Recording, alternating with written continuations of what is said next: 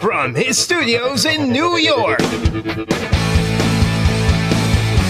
it's time for Wake Up Call with Dan Tortora, where sports meets life.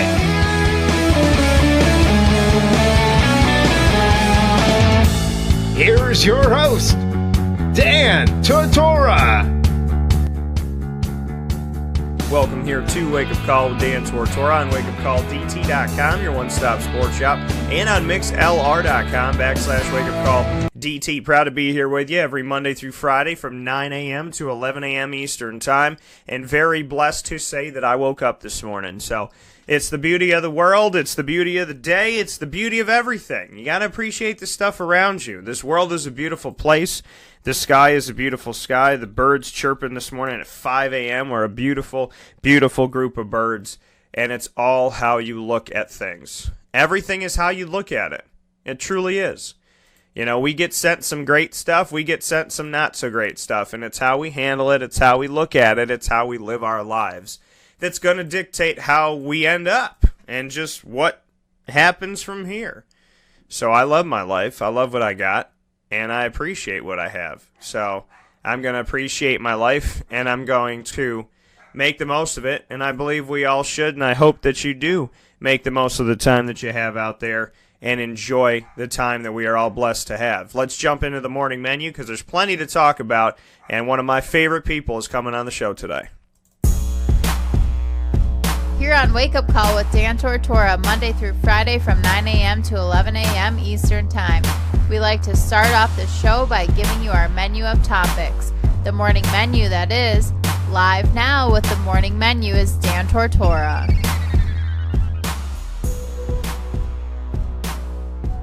Today's morning menu right here on Wake Up Call with Dan Tortora, brought to you by all the great partners that we have in Central and Upstate New York. I want to give some shout-outs and some love to the people that we are working with around this wonderful Central and Upstate New York area, and that includes Carvel DeWitt, who's been with us now for 9 years and counting. Carvel DeWitt, it is what happy tastes like, and it is available on 4322 East Genesee Street in DeWitt, New York. It is the exclusive home of the Wake Up Call Sunday, and you can get that with cookie dough pieces and caramel swirl is our signature with chocolate, vanilla, or a twist. You pick. Get that today at Carvel DeWitt, the Wake Up Call Sunday, and it's available 2 for $1 on Wednesdays. Dry Sig Apparel, that to make all of our clothes, all of our hats, all of our shirts, all the stuff we've given away, our promotional material. Dry Sig Apparel is where it comes from, and they are local here in the region, and that is DREISSIG apparel.com. You can check them out there. You can also go and check out their store on Teal Avenue right by Shop City. That's DREISSIG apparel.com, and also to Dry Sig Lady and to fanhands.com, the ultimate sports fan accessory, fanhands.com. Much love to them. And to Utica Pizza Company, as well as 315 Chiropractic and Wellness. Lawrence Papaleo, licensed real estate salesperson for Gilbo Realty. If you're looking to buy a home, sell a home, buy commercial property, sell commercial property, if it's for business or it's for personal, call 315-748-2524. That's 315-748-2524.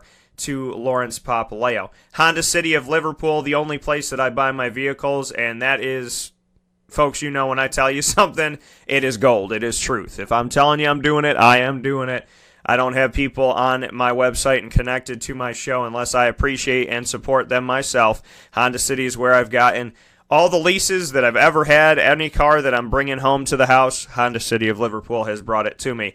Giovanni's Tuxedos, it's where I got dressed for my wedding. It's also where I buy my suits now. 315-455-8729. That's 315-455-8729 for Giovanni's Tuxedos. The Wildcat Sports Pub, where we are once a month with the West Genesee Wildcats and other special shows, located on 3680 Milton Avenue in Camillus, New York. It's also been the home of our Fantasy Football League, the Wake Up Call Fantasy Football Challenge, and the numerous leagues that come from that. The Pen and Trophy Center, which is one amazing place that you can get anything engraved And basically, you know, when you have those mementos, those special gifts, the ones that mean more to you than anything else, the trophies that you get, the awards that are given out at work, your employee of the month, you're something that you have from your grandmother, your grandfather, a gift to mom and dad, a gift to your wife, you want to engrave your ring, whatever you want to do, the Pen and Trophy Center is the place to go, and you can call them at 315-422-8797. Looking Glass Events, your event planning company in Central and Upstate New York, you can call them at 315-702-4653, and of course, Chick-fil-A, who I'm very proud to work with. Chick-fil-A, once a month, we are at Chick-fil-A Cicero on 7916 Brewerton Road in Cicero, New York, hanging out with CNS Athletics and other specialty shows at Chick-fil-A. So much love to Chick-fil-A, and I believe I did mention Utica Pizza Company, but let me shout them out one more time. Every Tuesday, we do the ingredients to success, and that is proudly brought to you by Chick-fil-A, or by Utica Pizza. I got them all on my brain this morning. Got them all on the brain. Food's good at all these places, and I'm hungry because I didn't have breakfast yet while I'm sitting here in the studio. But a lot of love to Utica Pizza Company, where you can dine in on 628 South Main Street, North Syracuse, right by Sweetheart Corners. And you can also take out, have catering, and delivery by calling 315-214-3060. Check them out at uticapizzacompany.com, and you can check out their menu there as well as get directions and get their Facebook page as well as It's a Utica Thing website. If you want Utica Pizza to come to you with your own specialized menu, you can find out more at itsauiticathing.com. So check them out. Their famous tomato pie as well as a bunch of their sauces and everything are sold in stores all over the Northeast right now, which is absolutely amazing. You can click there for your local It's a Utica Thing provider and see where the products are. They are all over, which is really, really cool. They're at Big M Markets, they're at Green Hill Farms, PNC Fresh in Ithaca, as well as Calabricella's in New York, Price Choppers,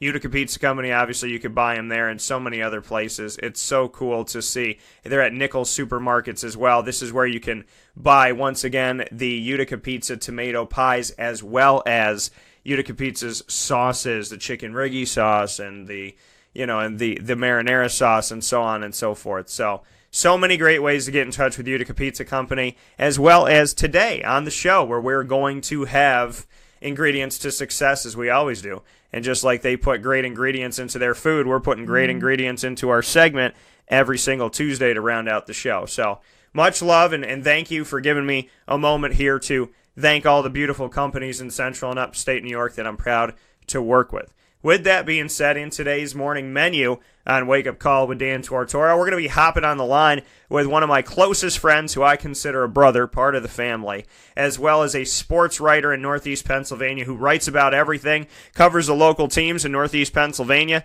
and of course is always covering Major League Baseball and the NFL and the NBA. He has a mind for everything, the NHL. He takes time to bounce around from sport to sport and know exactly what's going on. He keeps me on my toes, and he's a phenomenal person. That's Ross Turetsky. Ross Turetsky is going to be joining me in just a moment. Two Marywood alumni on the show together, about to break the internet, folks, with some greatness coming up here in just a couple moments. Around 9:15 a.m. Eastern Time, Ross will join me to speak on the NFL Draft and what went down with these teams. Topics we will discuss include, but are not limited to, the Browns' first-round picks, Baker Mayfield, Saquon to the Giants, Sam Darnold to his Jets, because he's a big Jets fan, Sam Darnold being a USC quarterback, as well as Mark Sanchez, who was drafted by the Jets, Broncos seeming to trust in Case Keenum, the Ravens changing over from Flacco now or later, Cowboys not going high for a replacement to Dez Bryant, Ravens taking two tight ends high in the draft, arguably the top two tight ends in the draft. Why two? And why Nick Chubb was okay for the Browns, but Saquon Barkley wasn't. So we'll get into all of this in just a little bit here on Wake Up Call with Dan Tortora with Ross Turetsky. And we will round out the show, as we always do, with the ingredients to success around 10:50 a.m. Eastern Time. proudly presented by Utica Pizza Company, your source for Utica greens, chicken riggies, any type of pasta, dishes, fish, chicken, all of that, soups, Italian wedding. Oh my God, it's amazing. Everything. What did I forget? Meatball subs, chicken parm sandwich, a bunch of different salads, paninis, chicken riggy pizza, the wake-up call #1 pick. Yeah. When you go to Utica Pizza Company, you'll be eating good. You're not going to be leaving there hungry by any stretch of the imagination. So, that'll come up toward the end of today's show, which I'm very excited to share that with you in just a little bit here. And so without further ado, just to kind of preface this a little bit, to let you know a little bit about Ross Turetsky, as he will be talking with me about the NFL draft in just a couple minutes. Ross, again, like I said, is a fellow Marywood University alum like myself, and he is somebody that has continued his life in the sports world. He's done a lot of different things and has had the opportunity to branch out. He did play baseball at Marywood University while he was there, so he had some time with the baseball team. He also helped out the baseball team while he was on campus or around campus, and is currently a journalist at the Times Leader, co-host, writer of the K-Man and Roscoe Show, and he has also done stand-up comedy with DJ Roscoe Productions. So he has been a comedian throughout his life, and he's a very funny guy. He has been co-host and writer of the K-Man and Roscoe Show, and he is a journalist at the Times Leader in Northeast Pennsylvania. So he's done all of that, and he is married to a wonderful woman in Abby, and has a beautiful baby girl who is my niece, my niche. My niche. And people that, if you get it, it's because you watched Boy Meets World.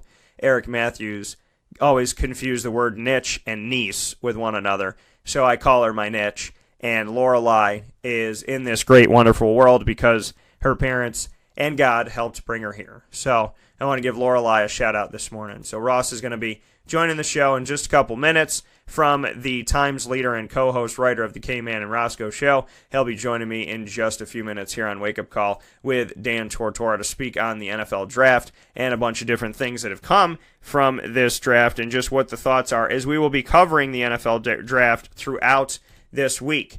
And we're looking to have some pretty amazing guests on the show, including Ross. And tomorrow we'll have Eric Kroom, who will be joining me, Syracuse and NFL alum. He has been on the show numerous times. We're trying to bring him in more and more to the broadcast and allow him to have some time here, some real estate on Wake Up Call with Dan Tortora. He had contacted me a few months ago and said, I want to get into broadcasting, and obviously I love the NFL, and I've covered this, and, also following college basketball and whatnot. And he said, I've always been interested by what's going on in the broadcasting world, and I know you've done this for 14 plus years, and he had respect for me back then, and I had respect for him, so he reached out to me about this opportunity, and I'm happy to give him an opportunity, a former Syracuse and NFL player wanting to be a part of Wake Up Call. And when it comes to the character of a guy like Eric Kroom, I've always appreciated him and respected him, and he's always been good to me, so it means the world to me that 15 years into doing this job, former Syracuse and NFL players are saying, hey, is there an opportunity for me with Wake Up Call? And hell yeah, there is. So, that's how I look at it, And obviously it's important to me to have good character and good conversation and good content, and he brings all that to the show. So Eric Kroom will be joining me tomorrow to give his thoughts on the NFL and the NFL draft and so on and so forth, and could have some other surprises coming up. We have a new segment coming up with Katie Kalinsky, who served 7 years on Jim Boeheim's staff at Syracuse. It's called Coaching with Class, and that will jump off today with a special extended video, and then it will become part of the weekly broadcast Thursdays at 9:30 a.m. Eastern Time. So there's a lot of great things coming in the new year. As April showers bring May flowers, we hope. It is May 1st, and we are moving forward, always up and always forward and always in God's direction here on Wake Up Call with Dan Tortora. Always taking those steps upward and onward, folks. We'll take a step aside. We'll come back with Ross in just a moment. This is a Wake Up Call Fast Break. Carvel DeWitt, it's what happy tastes like. Do you know why? Because we make ice cream. Creamy, rich, flavorful ice cream. Not yogurt or iced milk like some of our competitors. Ice cream. Fresh, by hand, daily. For the calorie conscious, we have something new for you. Our new Carvelite. Same great flavor, creaminess, and texture of our regular ice cream with only 35 calories an ounce. So whether you want an ice cream cake, flying saucer, dasher, carvalanche, hard or soft ice cream, we will satisfy your craving with our fresh, handmade regular or new Carvelite ice cream. Carvel DeWitt. It's what happy tastes like. Clothing that will change with you without you having to change. DreissigLady.com, DREISSIG Lady.com. With the Bamboo line Relaxed Fit clothing as well as the Athletic Fit clothing, DreisigLady.com is fit for any woman, any time of the day, anywhere. Whatever you're doing, whatever your day commands of you, command yourself to feel comfortable in Dreisig Lady Apparel. DREISSIG Lady.com. For all the women out there, feel good in what you're wearing. And don't feel like you have to constantly change throughout the day. Whether you're a stay-at-home mom, a business owner, going for a jog, going for a meeting, or just relaxing at home, DreisigLady.com is the right fit for you. DREISSIG Lady.com.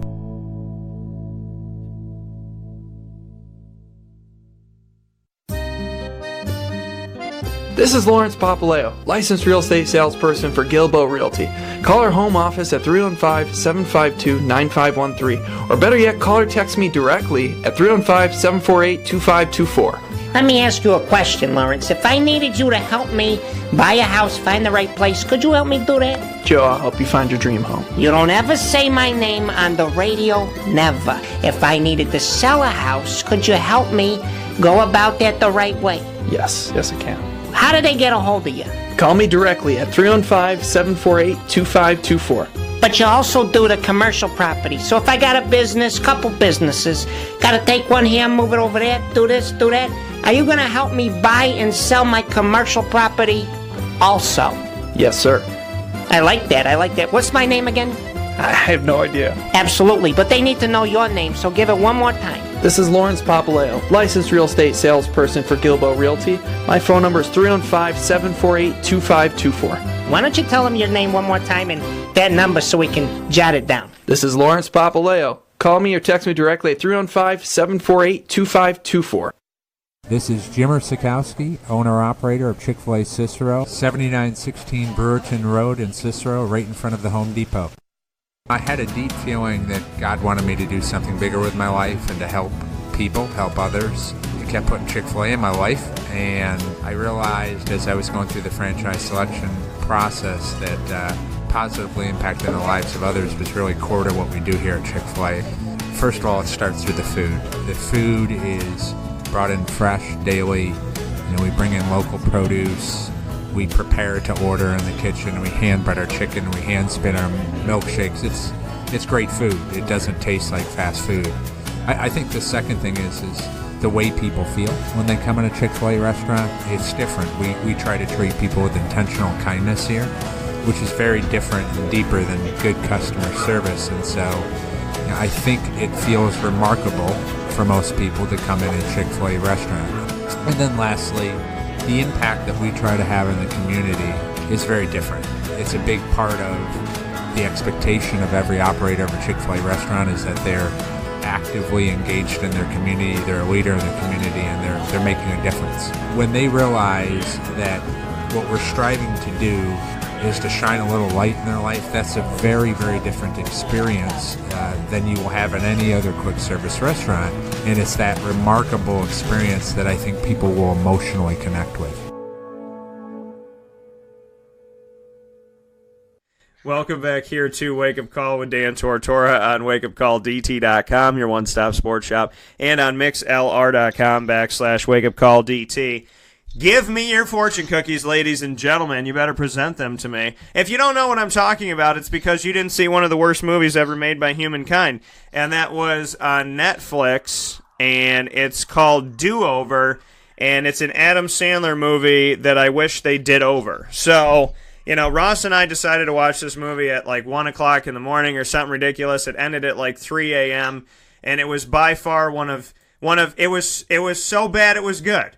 It was so terrible that it was funny, and fortune cookies play a big part in this thing. And I think that the notion too is that fortune cookies were not even created by the Chinese. They were created by Americans to get you to, I don't know, buy more food, whatever it may be. So we created fortune cookies allegedly, and I guess we got to go from there with that. There's also the notion that lo mein was created before pasta, and that the Italians stole the pasta idea from the Chinese, which would change probably nothing in my life, because I'm very happy to be Italian and I'm going to eat pasta no matter what. So with that being said, I just mentioned a bunch of things that had nothing to do with sports. It's a running stream of consciousness, and I'm hungry this morning, and people don't seem to understand that. So here on Wake Up Call with Dan Tortora, I'm very happy for the opportunity to have Ross Turetsky on the show from the Times Leader, as well as K-Man and Roscoe Show. He does broadcasts throughout the weeks and the months on Facebook, as you know we do here with Wake Up Call. So he has a great opportunity there on Facebook to tell you what's going on in the baseball world, football, so on and so forth, the NCAA tournament recently here. And he is with us this morning to speak on numerous topics of the NFL draft that I'm more than proud to have him on the show to talk about. So without further ado, let me welcome in one of the best people that exists on the planet, and that is Ross Turetsky. How you doing, my good brother? Very good, buddy. Thanks for having me on, and I appreciate all the plugs and all the stream of consciousness. Talk about food. I'm hungry too this morning, so I can definitely feel your pain, and gonna definitely probably make some bad decisions and feel shameful after I eat all the chocolate and goodies in my house. But while I'm doing it, I will be very happy and enjoy it. And my little daughter, who's going to be 10 months old next week, she'll give me an evil look saying, why don't I get a piece? I'll be like, very soon, my dear. But I will enjoy it at the time being, and then I will cry myself to sleep. Why am I such a little tubby? But hey, it is what it is, and I'm enjoying it. I'm glad to be on with you this morning. And as you said, I do a crazy show where I basically speak into an iPad or my iPhone, and I put up a video show about a half hour. Usually every Friday. Yesterday I did one on Monday just because I didn't get a chance to talk about the NFL draft, and I basically just talk about insanity because I talk to myself anyway if I didn't have a camera. So at least this way it's not as crazy if you talk to a camera and post it and maybe 50 people look at it. So that's my mindset with that. But I'm very happy to be with you, buddy, and I love everything you do, and you're a great broadcaster, but even a better person. I appreciate that, and I obviously feel the same about you, my good sir, and I believe that more than 50 people watch it, and I would rather watch you talk about sports than watch the Kardashians talk about eating. So I think there's some good to be had with what you're doing and what you're putting forward. I know you do a great job, and I just got to tell the world, if everybody looked at the world like Ross Turetsky does, we would all be a lot happier, because you don't care what people think. You don't care, how people react and this, that, and the other thing. You've always been yourself. You joke about things. You joke about yourself. It doesn't matter to you. So, it's just, I think with so many people worried about, what does the world think and why, why this and why that and why the other thing. You never do that. And I think that, that's something that I've always kind of realized about you, even more so now, that whatever the world thinks and whatever's going on with them, you're going to be Ross Turetsky, and that's the true winning of people living in the world that we live in today. So, I got to give you a shout out for that, because a lot of people would be very much helped in this world if they could stop caring about what other people think.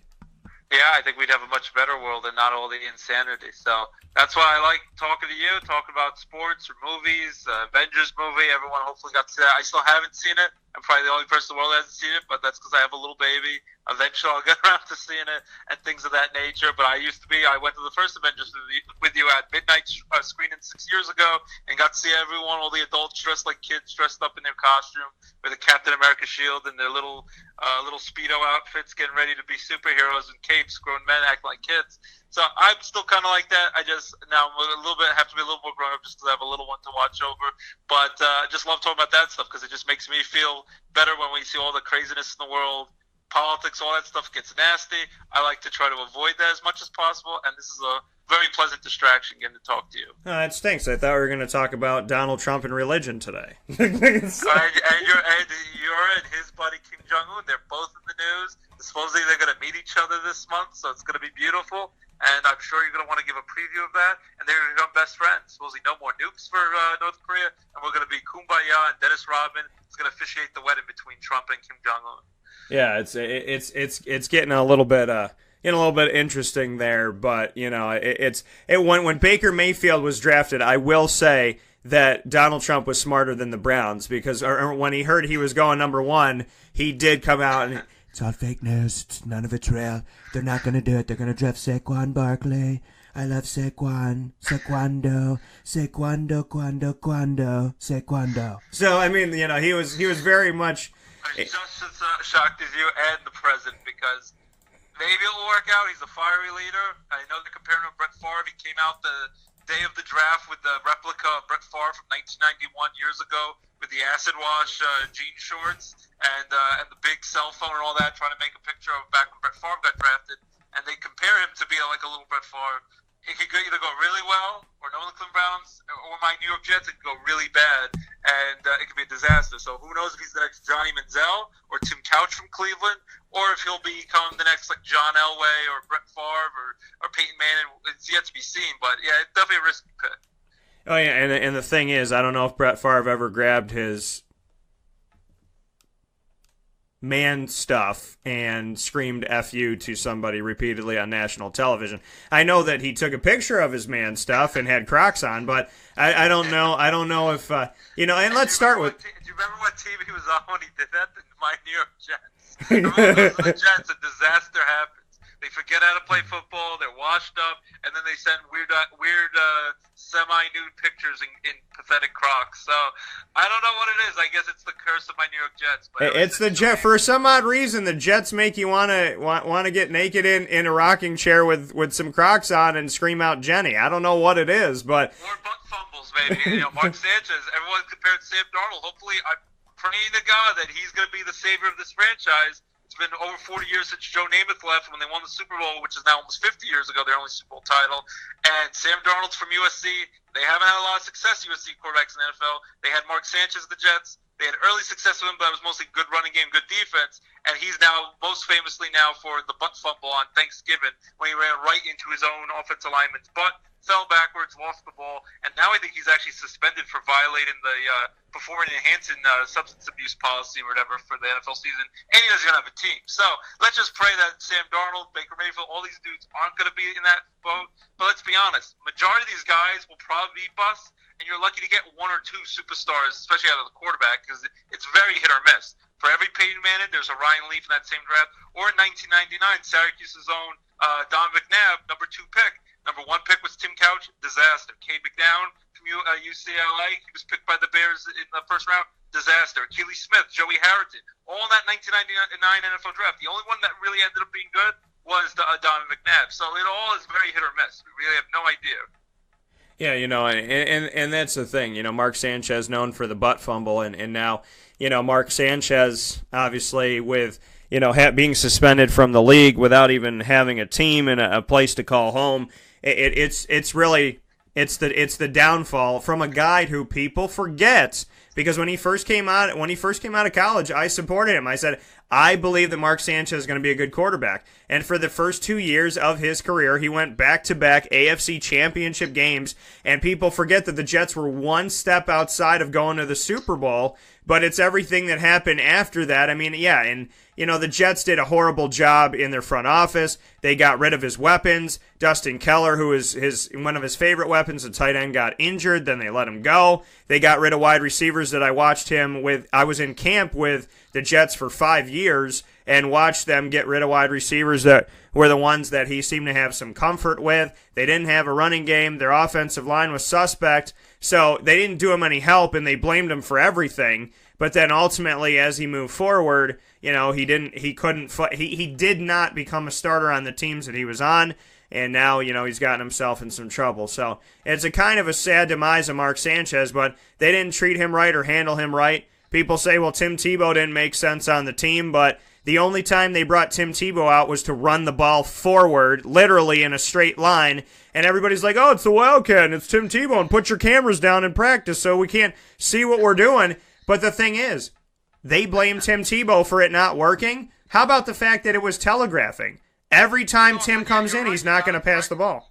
You got to threaten to pass the ball. He's not that bad of a passer. Whether you like his mechanics or his arm strength in the NFL, he still won a whole bunch of games for the Broncos that one year. Won a playoff game against the almighty Big Ben Roethlisberger and the Pittsburgh Steelers at home with that big touchdown pass, walk-off touchdown, overtime touchdown pass. And then you're totally right. You saw him at training camp. People were taking pictures of him without his shirt on and all super jacked up and bulked up and working out. But, yeah, they wouldn't let him pass the ball. He would just run right up the middle and get destroyed, maybe get a yard or two, maybe lose 5 yards. But you got to at least threaten a pass once in a while. He's not that bad of a pass. No, and that's the thing. I mean, like I said, with covering the Jets, I watched the Jets just become a Broadway show and stop being a football team, essentially. I watched the Jets firsthand in practice, bring guys in like Tim Tebow to be a lightning rod, and to have guys like Geno Smith, who, after he played Syracuse and was exposed, I was like, I don't know if he's a quarterback in the NFL. And I watched him play Syracuse firsthand at New Era Field for the New Era Pinstripe Bowl, and I went, well, this guy is not a quarterback in the NFL. He's not going to be a starting quarterback. He shouldn't be a starting quarterback from what I'm seeing, because he played in the pillow fight conference of the Big 12 with no defense and had to score 70 points to hold the team off, and he could throw the ball, but when he played a good defense like Syracuse, he got exposed, and I said, I don't buy it. And then they drafted him and held on to him forever, and like I said, with Mark Sanchez, he was the scapegoat for everything. And with Tim Tebow, they telegraphed everything and pretended, oh, it's all Tim Tebow's fault. So, ultimately, they haven't had a good quarterback on their team since Joe Namath, unless you want to argue Chad Pennington when he was healthy for maybe 2 or 3 seasons. But, you're a Jets fan, Ross. So what can you say between Joe Namath and now Sam Darnold? Has there been anything to hang your hat on as a Jets fan at the quarterback position? Very mediocre play, and my biggest problem, a lot of times they won't invest the top first-round pick. It's very frustrating because last year, Jamal Adams is a very good safety and probably will be a Pro Bowler down the road for the Jets, but they could have had their hands on Deshaun Watson. They passed up on him, and he went to Houston Texans, lit the NFL up before getting injured after 7 great games. And there's been a few quarterbacks they've passed up on, they've had a chance, and they've gotten other guys instead. They go defense, they go other guys. They draft quarterbacks later in the rounds. They got Geno Smith with a high second-round pick, and they kept holding on for him, holding out for hope. And the most famous thing he's known for, besides mediocre playing and injured, was actually when he got his jaw broken by his own teammate because over like a weird charity thing that they were fighting over who gave who money and who owed people money. And Rex Ryan, God knows if he screwed him up, and he left Mark Sanchez out to dry. Rex Ryan got him destroyed in a preseason game against their crosstown rival New York Giants. They share the same stadium, and that was a meaningless late preseason game. He got destroyed in that game. It was never the same.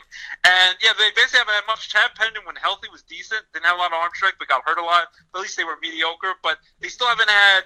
What I've always wanted is I want to draft a guy, and hopefully Sam Darnold's this case. I know it's a lot of pressure on him. He's going from West Coast at USC, sunny California, to really windy, cold, snowy, crappy conditions. You know how you are in northeast of Pennsylvania, where I am, and where you are in Syracuse, and where he'll be at the MetLife Stadium. It gets windy. It's bad conditions. I watched the game against the Atlanta Falcons, where it was a monsoon, basically, the Jets were playing in. And he's going to have to play in those conditions. There's a lot of pressure on him. Back in the 80s, another thing that I'm a little nervous about with Sam Darnold is back in the 80s, in the same 1983 draft that had all these great Hall of Famers, Dan Marino, John Elway, Jim Kelly, those 3 great Hall of Famers, the Jets picked, he wound up being decent for them. They got Ken O'Brien in that draft. They made the playoffs a few times, but never really was an elite quarterback. They picked Ken O'Brien in the first round over Dan Marino, who slipped in the NFL draft. And part of the nervous Jet fan in me is thinking, is Josh Rosen, as much as people think he's arrogant and people don't want to deal with him, Josh Rosen slipped in the draft, went number 10. Arizona Cardinals would trade up to get him. And he, of course, was very upset by this. He said they basically made 9 mistakes, the 9 GMs who picked a player over him. And my nervousness is like, will this be like the 1983 draft all over again? You could have had your hands on Dan Marino. What about, as great as just Sam Darnold could be, what about if you picked the wrong California quarterback? What about if Josh Rosen turns out to be the great quarterback and you let him go right past you And I understand he's arrogant. I can't stand him a lot of times. But he's gonna have a chip on his shoulder, and if he plays well and becomes the next great sensation, it'll be like 1983 all over again. You'll have gotten a mediocre quarterback like Ken O'Brien, and Dan Marino was waiting in the rings, a Hall of Famer. So there's been a lot of pressure on Sam Darnold. He has a weight of a franchise, a city on him. The Jets have always been like the New York Mets compared to the New York Yankees in baseball. They've always been the stepchild in that situation in that city. It's a New York Giants football town. It's a New York Yankees baseball town. And the Mets and the Jets get whatever leftover scraps there are. When they're doing well, that people are popular. When they almost got to the Super Bowl back-to-back years, everything was going well. But they haven't been in the playoffs since then. It's been now 8 years since they've been in the playoffs. And they've had a lot of promises, a lot of mediocre play. Even back in 2015, Ryan Fitzpatrick, the year of his life, all they had to do is beat the mediocre Buffalo Bills that year, and he imploded. They gave him tons of interceptions, and they lost that game and didn't make the playoffs. When they went 10-6 and still didn't make the playoffs back in 2015. So the Jets, I hope it for the best, but I fear for the worst. It's become kind of the self-fulfilling prophecy. I want the Jets to do great. I'm so glad at least they traded up from the number 6 pick to number 3 pick with the Colts. And this guy, I'm hoping I'm going to invest solely that this is going to be our guy. But it can't just be all on him. They need the offensive line to play well, running game. The defense needs to pick it up. And hopefully he will not melt under the pressure, because there's going to be so much media, so many people who are going to attack him if he slumps. And as a young quarterback, he's going to struggle. My only thing that I'm hopeful for is they got Teddy Bridgewater. They took a flyer on him, but most likely, I don't know how healthy he'll be from the Minnesota Vikings. But Josh McCown, who actually had a very good season, he's 39 years old. They gave him like a $10 million one-year contract. And his daughter is actually younger than Sam Darnold, and they're like about the same age, about 20 years old right now. And Josh McCown is a great team leader, and he knows what it is. He's going to start out as a starter at McCown, but he knows he's about 40. He got a $10 million payday this year.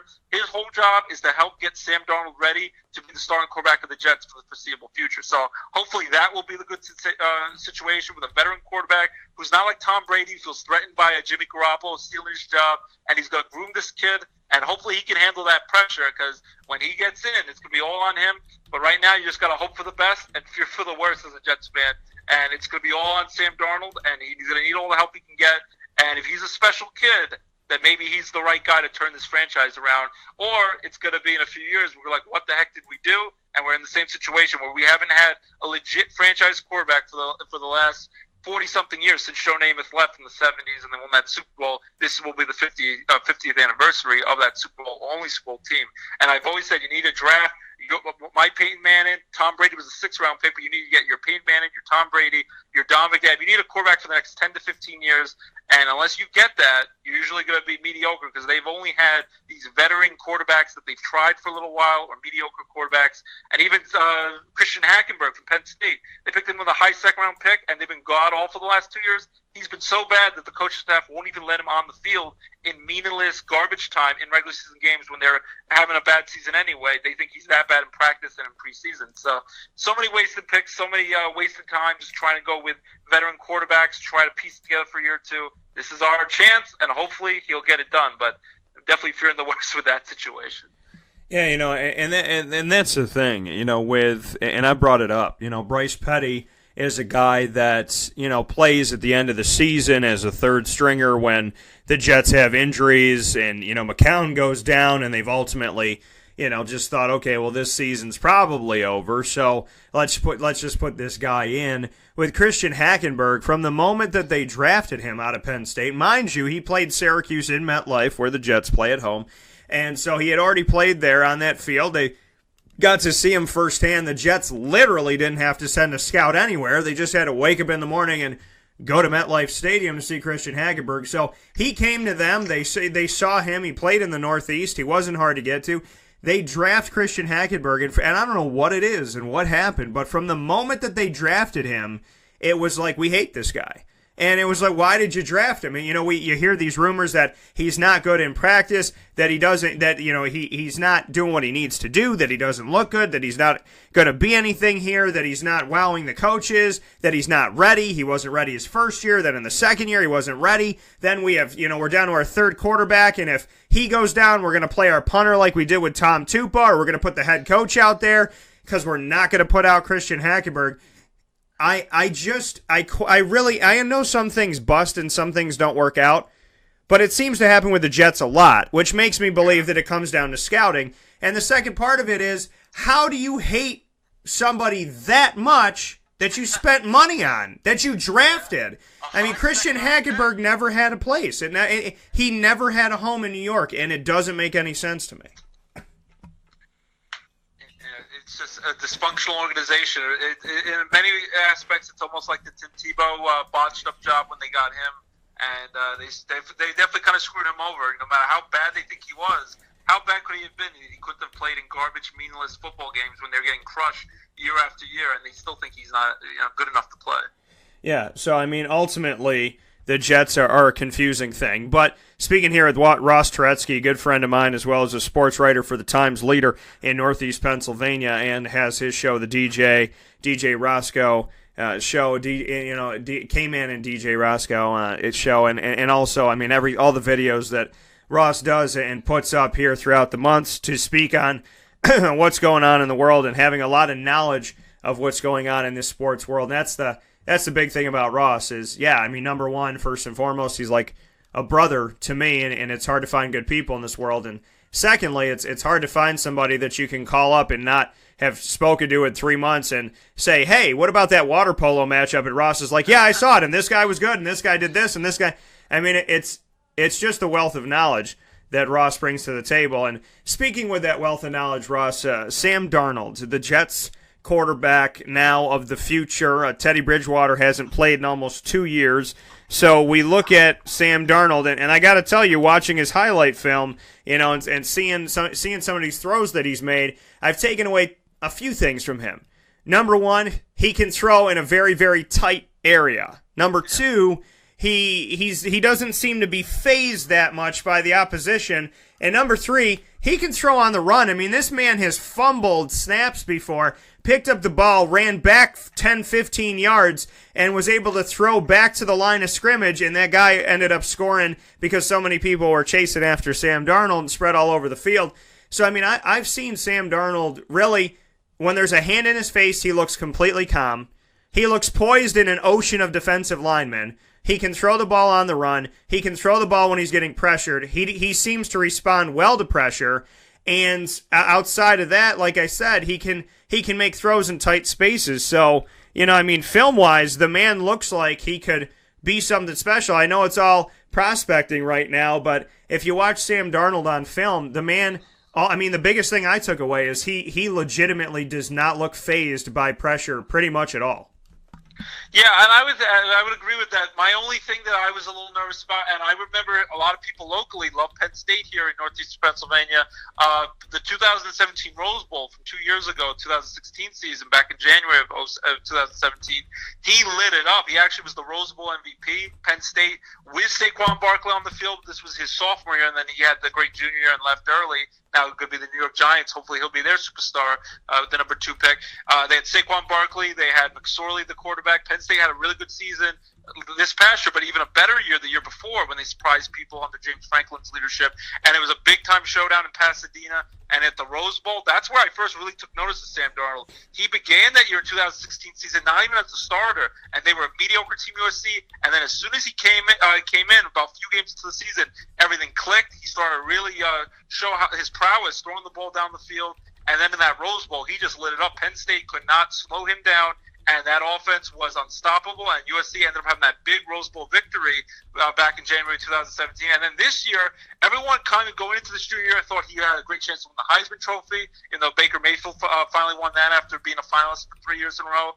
And everyone had expectations he was going to be the number 1 pick. A lot of people even thought, and maybe in the end it's going to turn out that the Cleveland Browns probably should have picked him with the number 1 pick. A lot of people thought the Browns were going to definitely pick him at number 1. He was the most NFL ready and ready to play from day one. And Baker Mayfield's more of a reach and could be a high risk, a high reward with Baker Mayfield. With Sam Darnold, a lot of people think you know what you're going to get. He's a stable quarterback. A lot of the coaches really think that he's the most prepared to play. Even the New York Giants, a lot of people were surprised once the Browns did not pick Darnold. They still stuck with Saquon Barkley and did not go with Darnold because a lot of people think Darnold is the quarterback of the future. And now the Jets, in the same building as the Giants, same city as the Giants, are going to have to see Darnold, if he does really well, try to basically embarrass the Giants for not picking him.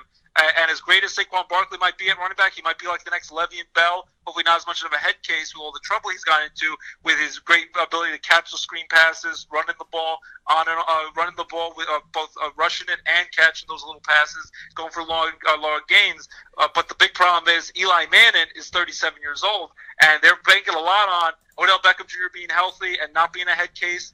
Shepard, Ingram, the tight end, and now Saquon Barkley. But Eli Manning is your quarterback, and he's getting older. So in the near future, and they benched him already last year, and that was a mess. And Geno Smith came in and that was a disaster with Ben McAdoo before he got fired.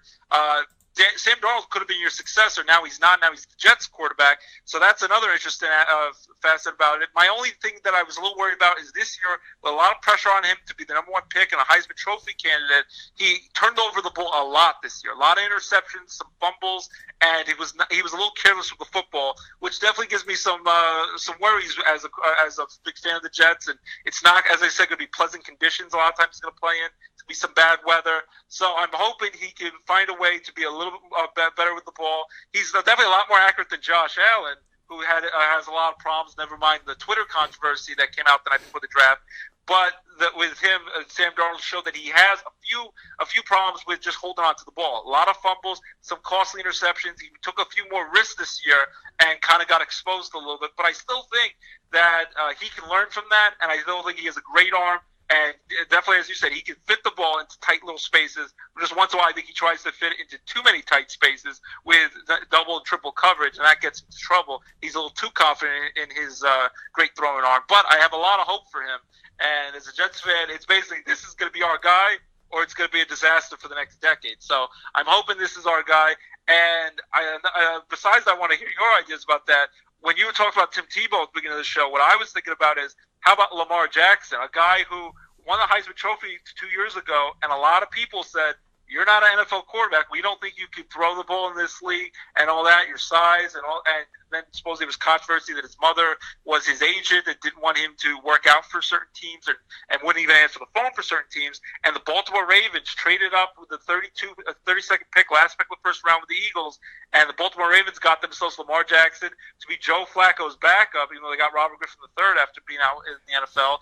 And will Lamar Jackson, that's my big question for you, will Lamar Jackson, you've seen him playing for Louisville, was a Heisman Trophy winner, will he get a legit chance to play in the NFL? He's a first-round pick, just barely, and a lot of people were trying to say, oh, maybe he should just be a wide receiver, change positions, and just like Tim Tebow, though, and he might be a lot more talented than Tebow throwing-wise, Tebow, as a former Heisman Trophy winner, great college quarterback, said, I don't want to change positions. It's quarterback or nothing. And now he's playing Double-A baseball for the Binghamton New York Mets franchise. And will Lamar Jackson, will he have the same problems?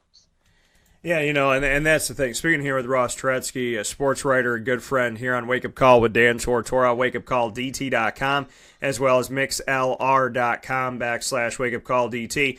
Ross asking the question about my thoughts on Lamar Jackson, having covered him and interviewed him over the last few seasons here with him with the Louisville Cardinals. Just spoke with his former head coach, Bobby Petrino, about him a couple of weeks ago and what a team's getting if they're getting Lamar Jackson.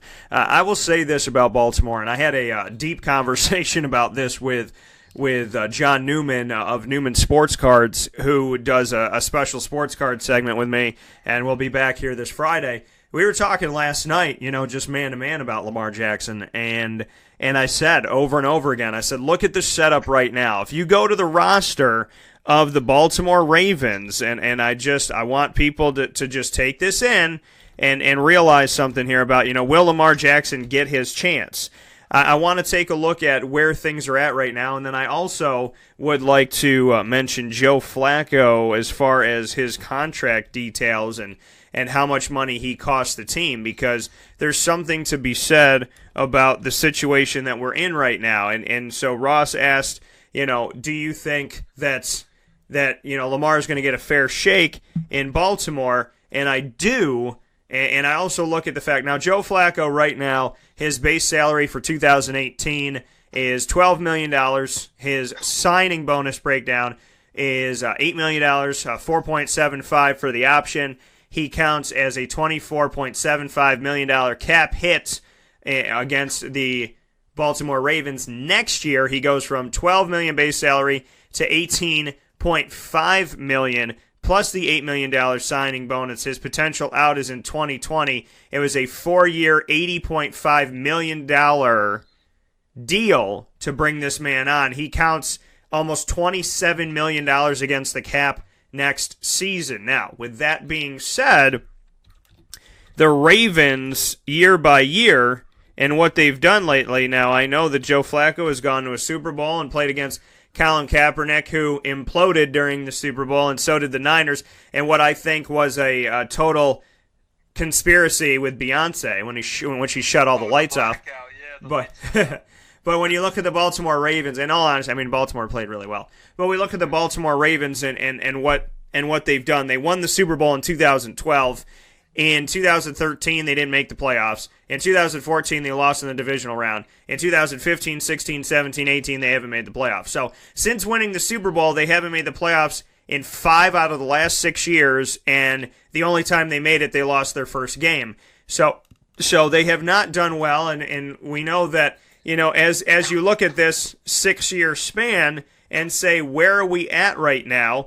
And where is this team going? I want you to now take all this into account.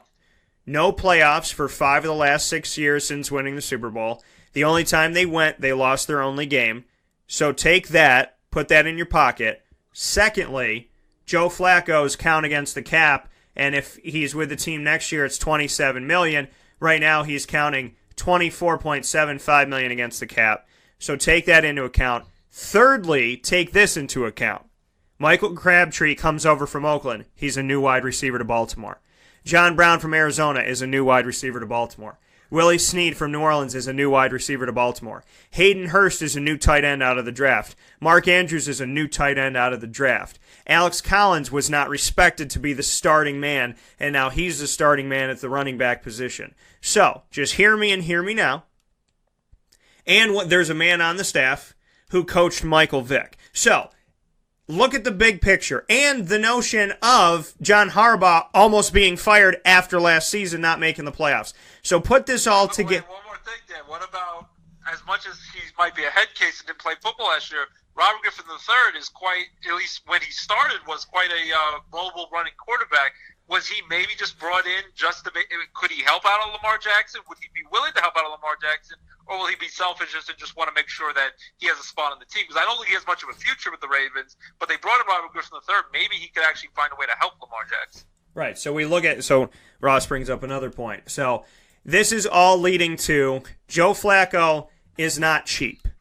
Okay, and I have nothing against Joe Flacco. Like Mark Sanchez, when he was a rookie, I backed him out of Delaware, and I said, I don't know, I trust my vibe. I think he's going to be good. I thought him and Matt Ryan were going to be good, and they both, carried that out as rookies going to the playoffs.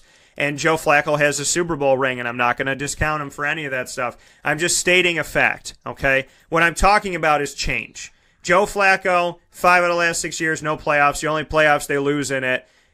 They have 3 new wide receivers, arguably their top 3 in the depth chart. They have 2 new tight ends, arguably their top 2 in the depth chart. Alex Collins is taking over the running game, at least he should. Lamar Jackson was drafted. Robert Griffin III, another running mobile quarterback, was drafted. The coaching staff has the guy that coached Michael Vick on the staff. So we are ripe right now for a changing of the guard and a changing of the system. And I know this might sound crazy to some people, but just roll with me on the reality of this and how the chips are falling. You have a coach on your staff who coaches Michael Vick. You bring in Robert Griffin III. You trade up to get Lamar Jackson, get back in the first round. You right now have all of your skill players at the wide receiver position and tight end position, new guys to the team. Why teach them a system with a non-mobile Joe Flacco and have them all learn the system? Michael Crabtree, who's never played for Baltimore, John Brown, Willie Snead, never played for Baltimore, Mark Andrews, as well as Hayden Hurst, never played for Baltimore, Robert Griffin III never played for Baltimore. Why bring all of them in, teach them a Flacco stationary system for a year or two, and then transfer them all to a Lamar Jackson system? It makes perfect sense with a changing of the wide receiver guard, a changing of the tight end guard, a changing of the running back guard, to have a changing of the quarterback guard, have Robert Griffin be a teacher and a tutor to Lamar, have the staff teach and do what they did with Michael Vick and change right now so every single person will come onto this team, veteran and rookie, and learn the same system at the same time.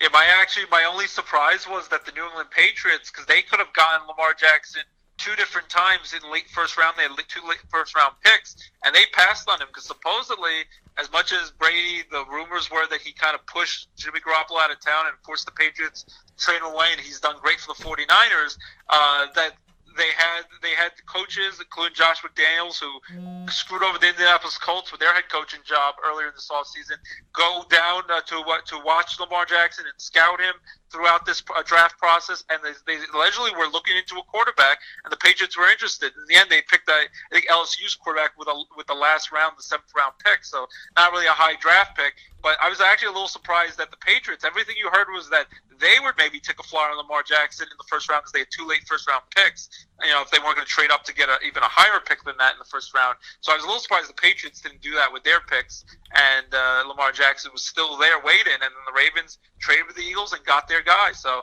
Ozzie Newsome, the great was a Cleveland Browns star player years ago, and now been the Baltimore Ravens GM for over 2 decades. This is his last NFL draft, and maybe this will be his legacy if he ends up leaving the Baltimore Ravens better than he left them, and he's won 2 Super Bowls as their GM, and maybe Lamar Jackson, after 10 years of Joe Flacco, might be the change in the guard that Ozzie Newsome was looking to leave the team with and the legacy he wants to leave behind. Yeah, I mean, ultimately, like I said, I mean, that's what I'm looking at right now. I'm looking at the fact that, this is Ozzy's swan song, could be John Harbaugh's swan song, it's set up to be that. It's set up that Lamar Jackson is going to learn with Michael Crabtree, John Brown, Willie Snead, Mark Andrews, Hayden Hurst, all at the same time. And why would you mess with that and say, no, we're gonna do all this with Joe Flacco, we're gonna teach you all this system, then you all stick around next year, we're gonna teach you a totally new system. It's gonna take a year to get that system in, or 2, so then we'll be good in the next 4 years. So, I mean, you can argue that Joe Flacco, it's just not working, and why not Lamar Jackson? Why not right now? But like I said, I look at it from a coaching standpoint. If I'm going to have a complete install of a new offensive system, why not do it at the time where all my vets and all my rookies that are new to the team are going to learn it at the same time? It makes perfect sense to teach them all at the same time, instead of having one guy learn and another guy not, and this guy this, and telling Lamar, hey, watch everything we're doing this year, but we're going to change it all next year. So you're going to watch and you're going to learn and you're going to grow, but we're not using this offense next year. So, I mean, for me, I think it makes perfect sense to teach everybody the same thing at the same time and move forward from Joe Flacco, as much as I like him. Yep. I mean, that's how I look at it. Is there anything that you would say, I mean, are there holes in that argument? I mean, do you think that doesn't make sense to go to Lamar Jackson and let him coach it, or let him run it? The only thing I think would happen, because they're always in a heated rivalry with the Pittsburgh Steelers, and even if they might try to do a rebuild with a new quarterback, they're going to try to compete for that division title with the Steelers. They've fallen short by just a game or 2 each of the last couple of seasons. 2 years ago on Christmas Day, it was Antonio Brown reaching his arm over the goal line to get that touchdown to beat them, to knock them out of the playoffs. I think the only thing that would stop it is that I think John Harbaugh, he's going to be coaching for his job. I think they'll at least definitely begin the year. Definitely as Joe Flacco's the starting quarterback. He's been their quarterback for 10 years. And if they're doing well, I'm sure they'll stick with him for a while. But I still think this is most likely to be Flacco's last year as their starter. I think he'll be a starter elsewhere in the league. And ever since, basically, he's had a good career, but really he made the bulk of that massive contract, the big money, after they won that Super Bowl. Once they won that Super Bowl, as you said, he's been very mediocre. The Ravens have been very pedestrian-like, and he's getting way overpaid for just being a decent, solid quarterback, but he's getting paid like one of the all-time greats. And I know contracts are crazy. Jimmy Garoppolo's getting paid insane money for only playing 7 games and going 7-0 between the 49ers and the New England Patriots, and he's barely played.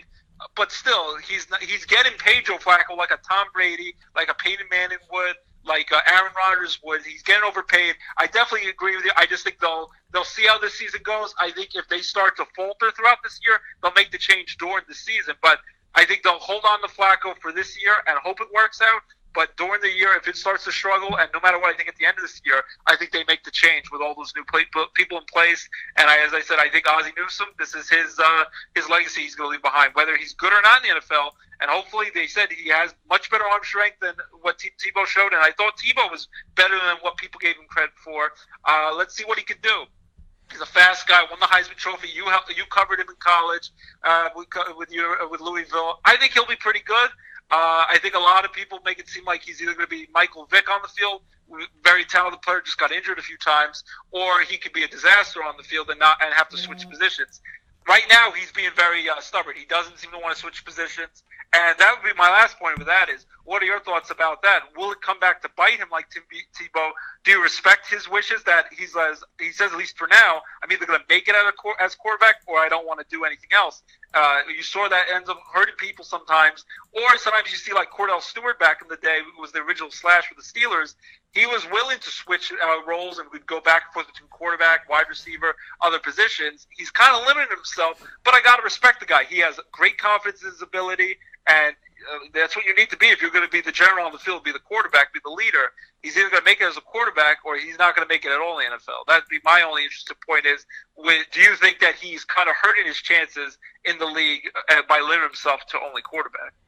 No, I don't think so right now. I mean, I think Lamar Jackson is a leader. I think Lamar Jackson has a lot to offer. I think that there's a lot to be said about what he is capable of doing. So, in my opinion, I don't look at Lamar Jackson like I look at Tim Tebow. They're two different players. And Lamar Jackson, I mean, this is a guy who's done some, amazing things on the field, and he's a different player from Tim.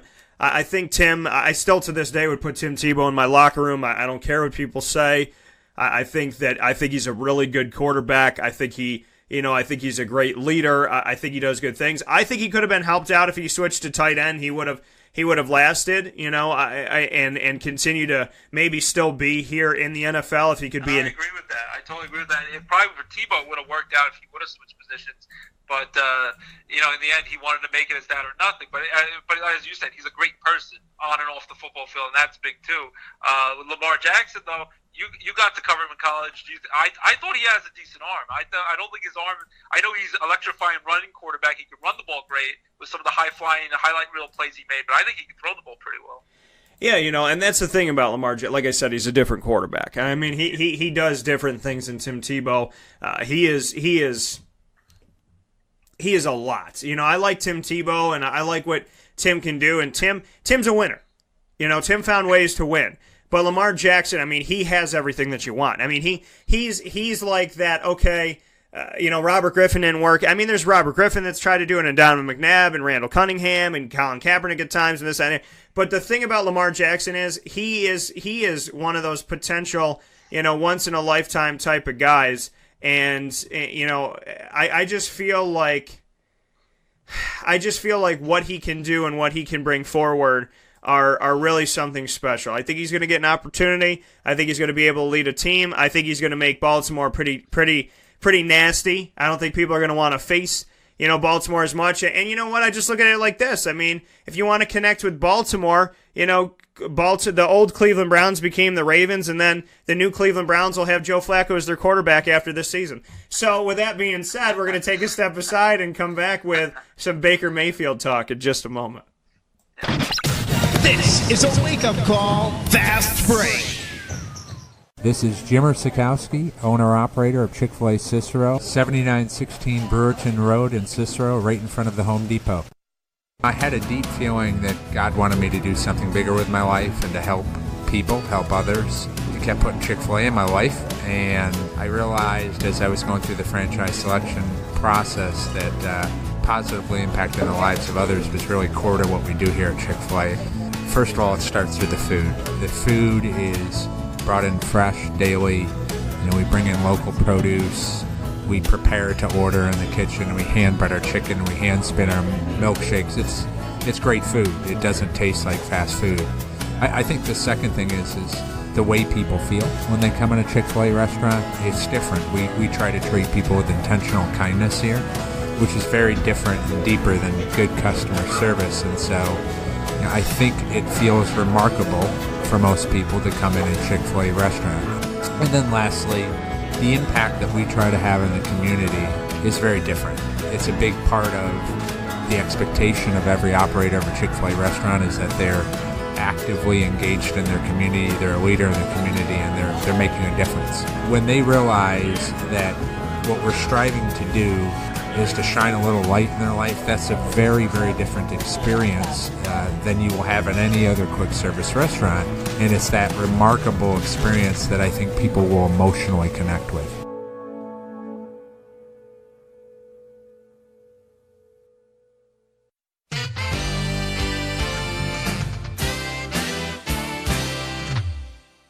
Hi, this is Domenico Vitali, owner of Giovanni's Formal Wear, where you look great and feel even better with our renowned tailoring and alteration services on any suit or any tuxedo from anywhere. Call 315-455-8729. That's 315-455-8729. Stop in locally on Route 11 in North Syracuse, next to the Ponderosa Plaza, where you can choose your style, get fitted, and tailored, all at Giovanni's Formal Wear.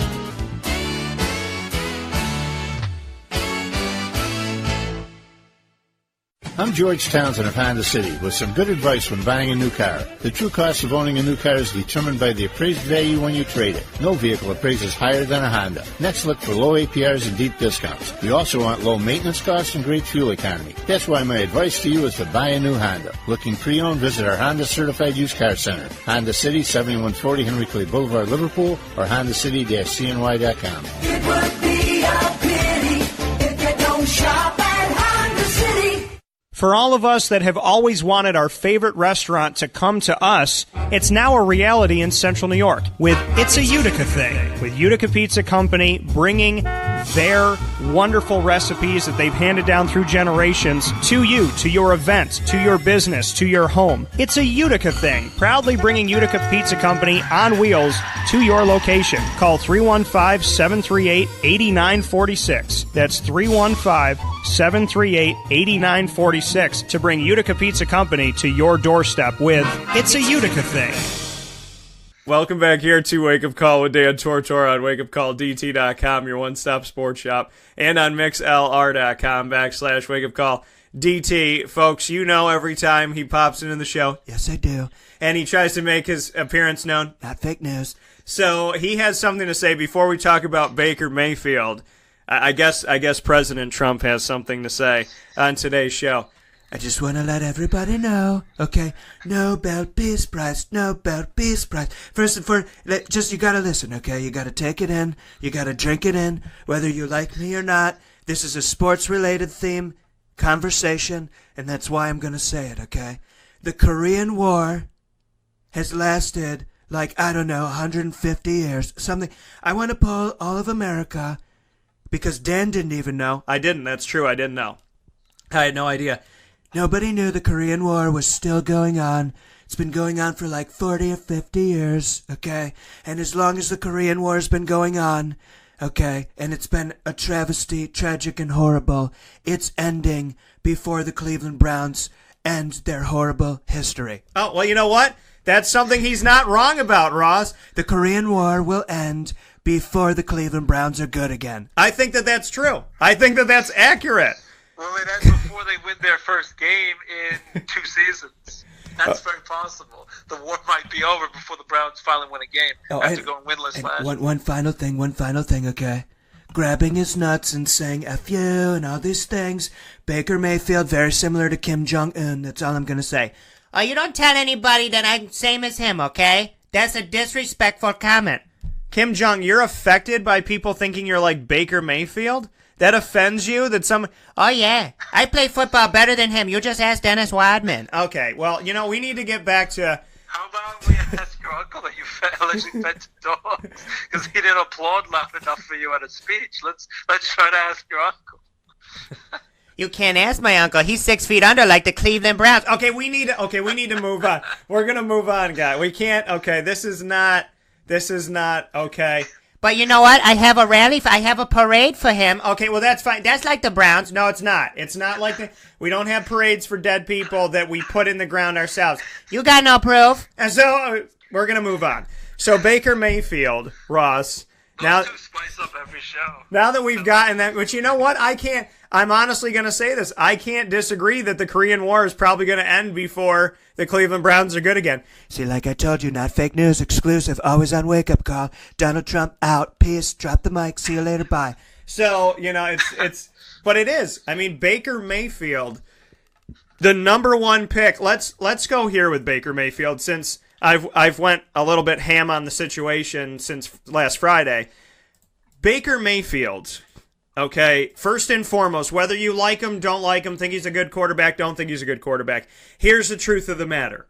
They could have gotten him with the 4th pick, okay? Yeah. Sam Darnold's there, Josh Rosen's there, Josh Allen's there, there's okay, everybody's there. You could have had Barkley. You could have had, if you wanted, I think you could have taken Saquon as a running back, who I think no matter what will be pretty good. And then all the quarterbacks are kind of a crapshoot. They could either be really good or really bad. Right. You still could have had one of those pretty good quarterbacks at number 4. I think you could have had both. Yeah, and that's the thing, is that I said the safest bet for Cleveland was to draft number 1, Saquon Barkley, arguably the best player in the draft. Number 2, and then with the 4th overall pick, to draft Bradley Chubb, my dude that I covered from NC State at defensive end, and that would help you out on both sides of the ball. Now, I said what they'll probably do is draft Saquon Barkley if they're smart and draft a quarterback at 4. What they ended up doing, which was just when I thought the Cleveland Browns, and I said this on the show, just when I said for the first time since 1999 in their return, the first time in 19 years did I utter the words, the Cleveland Browns are smart right now, I should have known in that moment, just like an ex-girlfriend that you try to date 13 times, it's not going to work out. I thought they were intelligent. They proved me wrong again that they are. I said, just when you go and get smart, the Cleveland Browns themselves, and they drafted a cornerback that they could have gotten with the 11th, 12th, 15th pick. No offense to Denzel Ward, but he wasn't going to go that high. So they had that. They could have gotten any quarterback. The thing is, there's 5 quarterbacks in the first round. They could have gotten any single one of them. And like you said, it's a crapshoot. They could have gotten any single one of these quarterbacks by waiting a half a millisecond. You didn't have to draft one with the first pick. It's the total Cleveland Browns thing to do.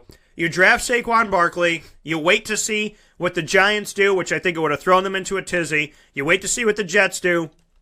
And then you're going to end up with one of the Josh Rosen, Sam Darnold, Josh Allen, Baker Mayfield, Lamar Jackson. More than likely, Baker Mayfield would have been available at number 4 if you desperately needed him.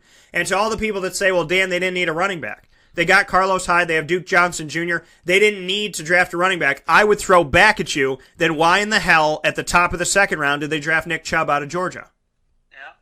That's plus Saquon is supposed to be a transcendent type running back where he could be, as I said, like a Le'Veon Bell, who not only could just run the ball really well, he could return punts and kick returns. He could catch little screen passes that are 2-yard passes and take it to the house for 80 yards down the field for a touchdown. So that's the other thing. And he probably, almost everyone could agree. Most people can't agree on anything in this country or in the NFL. But in the NFL draft, almost everyone can agree. He most likely is 99% sure that he's going to be the best player in this draft. And that's why the Giants ended up going with him. And we're willing to just stick with Eli Manning and not pick another quarterback to replace him because he could be a transcendent figure. If you're Cleveland and you're trying to get butts back in the seats and your loyal fans who've suffered years and years of losing, why not take Saquon? And you could still draft a quarterback 3 picks later with the 4th pick. You could have had both. Quando. Yeah, apparently he hasn't left, but continue, Ross. I'm sorry. He just chills. Yeah, he's just chilling out, enjoying the show. Yeah. No, that's my mindset that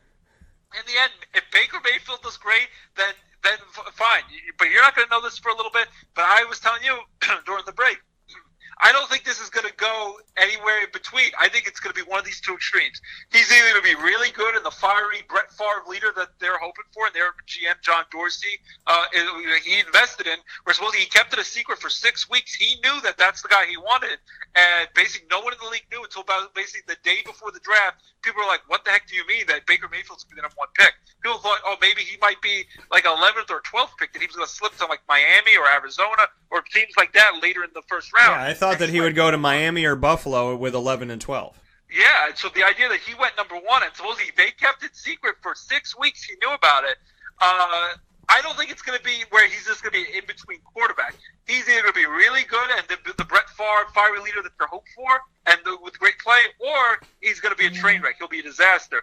He maybe has a little bit better arm strength than Johnny Manziel, and maybe Johnny Manziel has acknowledged he is bipolar, he has he had drug and alcohol issues, and maybe Baker Mayfield doesn't have quite those issues. But Baker Mayfield, he planted the flag right in the Ohio State horseshoe logo right when they got their win to redeem their loss the year before, and that upset a lot of people. He did the crotch grab against crappy Kansas in college football, got himself suspended for a half of play in a game this year. Russ, I have to say something really quick here. He got tased. Russ, I have to say something really quick here. Excuse me. So he always has to say, excuse me. That makes it okay to interrupt people if you just yell, excuse me. Yeah. Is that what you're going to tell? No, I'm going to say the Cleveland Browns are now like a Snickers chock full of nuts. That's all I'm going to say. That's a good one. So, like I said, I that's what it could be. I think he's, I almost think he has the Napoleon complex. And I think a lot of shorter stature people, I don't want to make fun of everyone who's a little bit shorter, because I'm not the tallest of people myself, but he has a little bit of that Napoleon thing where he seems to want to really show off how good he is and be a fiery leader and show that arrogance. And I understand that has helped him, because this is a guy who walked on to 2 teams. He was originally, I think they said he went to Texas Tech. That didn't work out there. I think Mahomes ended up now the quarterback of the Kansas City Chiefs. I think he ended up having the starting job over Baker Mayfield. And then he walked on to Oklahoma and is now the first #1 draft pick to ever be a walk-on to a college football team. And he did that twice, and then he ended up being a finalist for the Heisman Trophy 3 times. Finally won the Heisman Trophy this year. But as you said, the Big 12 where he played, that's where they have Texas Tech quarterbacks and Johnny Manziel with Texas A&M, who light it up and throw like 70 touchdown passes a year because no one plays defense in the Big 12. So he lit it up in the Big 12 conference, but against tougher competition, he started to show some cracks. Against Georgia in that Rose Bowl national playoff game, he struggled at times. He threw some costly interceptions and turnovers and made some poor choices on the field. And I still think his arm strength, though it might be better than Johnny Manziel with the Cleveland Browns messed up on, I think it's still mediocre. He's still a short quarterback, and he tries to fit the ball into too many tight spots, and he doesn't quite have the strength that I think Sam Darnold has with being able to do that. And I think it's either going to go where he somehow shocks the world and is that great quarterback for Cleveland, or knowing Cleveland and their crappy history in their organization, and I'll admit that's what my Jets organization is. I fear the worst that no matter what they'll do, Sam Darnold will be a bust. He's going to most likely go the other way, where it's just going to be a train wreck. It'll be entertaining. It'll be must-watch television. But I think he's going to turn the ball over a lot. They're going to lose a lot, and he's going to end up being cursing at media and I think he's going to be a head case. I think that's what's going to end up happening. Yeah, and I agree. Like I said, it's the pillow fight. It's the pillow fight conference where we all tap each other with pillows and we giggle and we have a good time in the Big 12. And the thing is, there's talent in the Big 12. I'm not trying to say there's not talent. There's just no defense. That's why teams struggle. That's why West Virginia is not as relevant as they used to be when they were part of the Big East.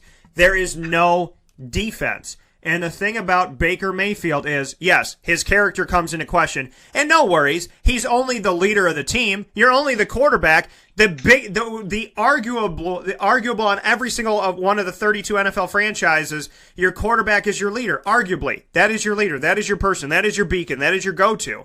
So your beacon is grabbing his nuts saying F you on national television. Your beacon is getting himself in trouble with the law. Your beacon does not have the best mechanics. Your beacon's long ball doesn't look the greatest. Your beacon throws the ball high, which could be because of his stature and he wants to throw it. So he overcompensates and throws a ton of high. I mean, his highlight film of his best throws, 9 out of 10 of them are high throws where the receiver always has to reach up toward his head or above his head. These aren't going to the receiver's chest. You're not hitting him in the numbers. You're hitting him over his head. So, I mean, you give it up to Baker Mayfield. How about giving it up to all of his receivers? How about giving it up to all the guys in Oklahoma that had great hands and great reaction? And when they caught the ball behind themselves or on their back shoulder, that they were able to turn around and run for a touchdown. The highlight film of Baker Mayfield does not look like the highlight film of Sam Darnold. Sam Darnold said, I'm leading you down the field. I'm going to throw the ball. Go score a touchdown. Baker Mayfield threw the pass and was like, hey, once you catch this, if you catch it, because I didn't throw it in the right place or I threw it too high, now you got to make the moves after the fact. I think the Baker Mayfield highlight reel is a great highlight reel for Mark Andrews of Oklahoma and the receiving corps. So with Baker, you're getting a guy who has a similar attitude, it seems like, to Johnny Manziel. You're getting a guy who throws his ball a little bit too high. You're getting a guy whose arm strength kind of in question a little bit. His character is in question, and you're the Cleveland Browns, who, mind you, Ross, let's make a parallel. The last time 5 quarterbacks were taken in the first round of the NFL draft was in 1999. That was the year the Cleveland Browns came back. They drafted Tim Couch number 1 overall. So if Baker Mayfield doesn't work out, that shows you 19 years of being back in the NFL and learning absolutely nothing about drafting a quarterback number 1 overall. And that's the sick part of it. I think they played the most quarterbacks. I read a stat. They played the most quarterbacks since coming back since 1999, and this will be the 20th season. This year, coming up season will be since they've returned. They've had the most quarterbacks playing at least one game for their team since coming back. And when you have teams like Tom Brady and the Patriots who have the same guy year after year, Eli Manning plays every single game, and then you have the Cleveland Browns where there's no stability, and they have to go through 30 quarterbacks in a span of 20 years. Right, and that's the thing, is we look at this and where the team, and like I said, I hope Baker Mayfield is great. I hope that he learns how to be a man. I hope that he doesn't go in Johnny Manziel's footsteps. I hope that he leads this team. That's my question. I hope for it too, but I want to watch it. It's must see TV. But yeah. Okay. If I'm at the roulette table, and red is on Baker being successful and black is on him not, I'm putting all my chips on black. Maybe 1 chip on red, but I'm putting 9 of them. And that's the thing. Whenever somebody says, well, you think this or you think that, you came up with a great point, Ross, when you said, what would you bet on? What would you put your money on? And if you asked me today if I would put my money on Baker Mayfield being successful or a bust, I would put the majority of my money. If they said you got to go all in on one or the other, without question, I'm all in on him being a bust. Because I'm not going to put $100,000, $10,000, $15 on thinking that he's going to be a phenom. If it's phenom or bust, you brought up a great point. Where do you put your money on it? Sam Darnold, where do you put your money on it? I'm caught in between with Sam Darnold. I don't know, because it's another USC quarterback coming across country to the Jets like Mark Sanchez did. But, I look at a guy like Josh Rosen, and I say he could be something special, but he's got a bad attitude. If I was going to put here's the crazy thing. If I was going to put my money on any quarterback drafted in the first round of this year's NFL draft, this might make people go crazy. But if you told me right now, you got to put $10,000 worth of chips at Turning Stone Casino on Lamar Jackson, Sam Darnold, Baker Mayfield, Josh Allen, or Josh Rosen, if you told me I had to put all my chips on one of those 5, I'm putting all my chips on Lamar Jackson. Isn't that a crazy thing? And he was drafted 32 of the first 32. And it might be, but, he actually probably had the most accomplished college football career, and he might actually be the guy who could do the most. If he could actually stay healthy, running and throwing the ball without getting hurt. A lot of those running quarterbacks like Michael Vick and Bobby Griffin III, they get banged up because of all the big hits they take. If he could stay healthy and play that game and also be able to be a good pocket passer and still have that speed outside of the pocket, you might have it right there. My two quarterbacks that I'd be also interested with your point of view, because we both kind of agree that Baker Mayfield could be great, but also most likely is going to be a bust. What are your thoughts on Josh Rosen? Was the big chip on his shoulder, and he supposedly became good friends with Aaron Rodgers, who also had a big chip on his shoulder and got passed on by a lot of teams in the 2005 draft. And Alex Smith was picked number 1. It was a good quarterback, but Aaron Rodgers much better. Will he be the Aaron Rodgers route? Aaron Rodgers had to sit for a few years behind Brett Favre and then took over and became a great quarterback. But will Josh Rosen use that chip on his shoulder and that arrogance and become an all-time great, or is it he's going to implode behind it where he wants to prove so many people wrong, he makes so many mistakes, Plus, he has an injury history with all concussions and shoulder injuries. And I also don't like that a lot of players, even your guy on your Jaguars the year before, Leonard Fournette and McCaffrey, and a lot of these guys in their bowl games now, when they're going to go to the NFL draft, are sitting out. And Josh Rosen did that because of his injury history, and that annoys me. And I have a lot of respect for Saquon Barkley and Sam Darnold, who played in their bowl games. And Sam Darnold struggled against Ohio State in his bowl game. Saquon Barkley played great in his bowl win against Washington. And I respect those guys who put their bodies on the line and don't screw over their college teammates and say, I'm too good for you. I got to worry about my status at the next level in the NFL. They played in their bowl games. Josh Rosen did not, which also annoys me. So I would love to hear your thoughts about Josh Rosen. Now going to Arizona, they have Sam Bradford and Mike Glennon and all that, replacing Carson Palmer, and they still have no Bruce Arians as coach. Still have Larry Fitzgerald, who's older but very talented, and also Josh Allen, not an accurate passer from Wyoming, but a lot of people say he could be the next Carson Wentz from a small college, maybe Big Ben Roethlisberger, who went to Miami, Ohio, great player, big, strong guy outside the pocket, can run and throw the ball. Or will he be a disaster because he was not very accurate in college? If you're not an accurate passer in college, what will your chance be in the NFL? Plus, he has the tweets from, yes, he was a child, but it proves us right now. No matter what you do, if you're going to say something stupid, do not tweet or post it online because eventually someone will find it. And whether you believe that stuff now or in the past, you're going to get discovered. And it was idiotic to do it now. And be careful what the hell you post. Because, yes, it was fishy that it came out the night before the draft, but that was another disaster. And he might have some problems because he's going to be playing with a lot of African-American teammates. And if things go bad, it might get very hostile in that locker room because people might start to question where his mindset is. Yeah, when we're talking about the Joshes, Josh Rosen and Josh Allen, I'd be happy to respond to this, and I will do it right after that. Right after this fast break on Wake Up Call with Dan Tortora. This is what we call a hook, folks. We'll be back after the break with Josh Allen and Josh Rosen comments. This is a Wake Up Call fast break. Gear up with the real deal at Dry Sig Apparel, creating what people are going to see and learn about you before they even meet you. Gear up for what you need for your team, business, or event. To look professional, look good, and feel good, outfit yourself at DrySigApparel.com. That's DREISSIG Apparel.com. The only place to gear up with the real deal. What's the universal language of a fan? Clapping your hands. With Fan Hands, the ultimate sports fan accessory, find your team color, slip them on, and start cheering on your favorite team with 11 different colors, always in stock on fanhands.com, where you'll find the ultimate sports fan accessory. Real fans wear Fan Hands. Utica Pizza Company spells family. Your family, my family, their family. The recipes that they have shared with each other throughout the years and have now been so gracious to share them with us. I can sit here and talk with you about all the great things that are on the menu. We'd be here forever. So let me say this. Utica Pizza Company is second to none. And now you can bring it home with you and you can dine in the restaurant. UticaPizzaCompany.com will give you all the information that you need. And let me say, these Utica greens, they're the best. Utica Pizza Company. Call them and place your order at 315-214-3060. That's 315-214-3060. Families break bread at Utica Pizza Company.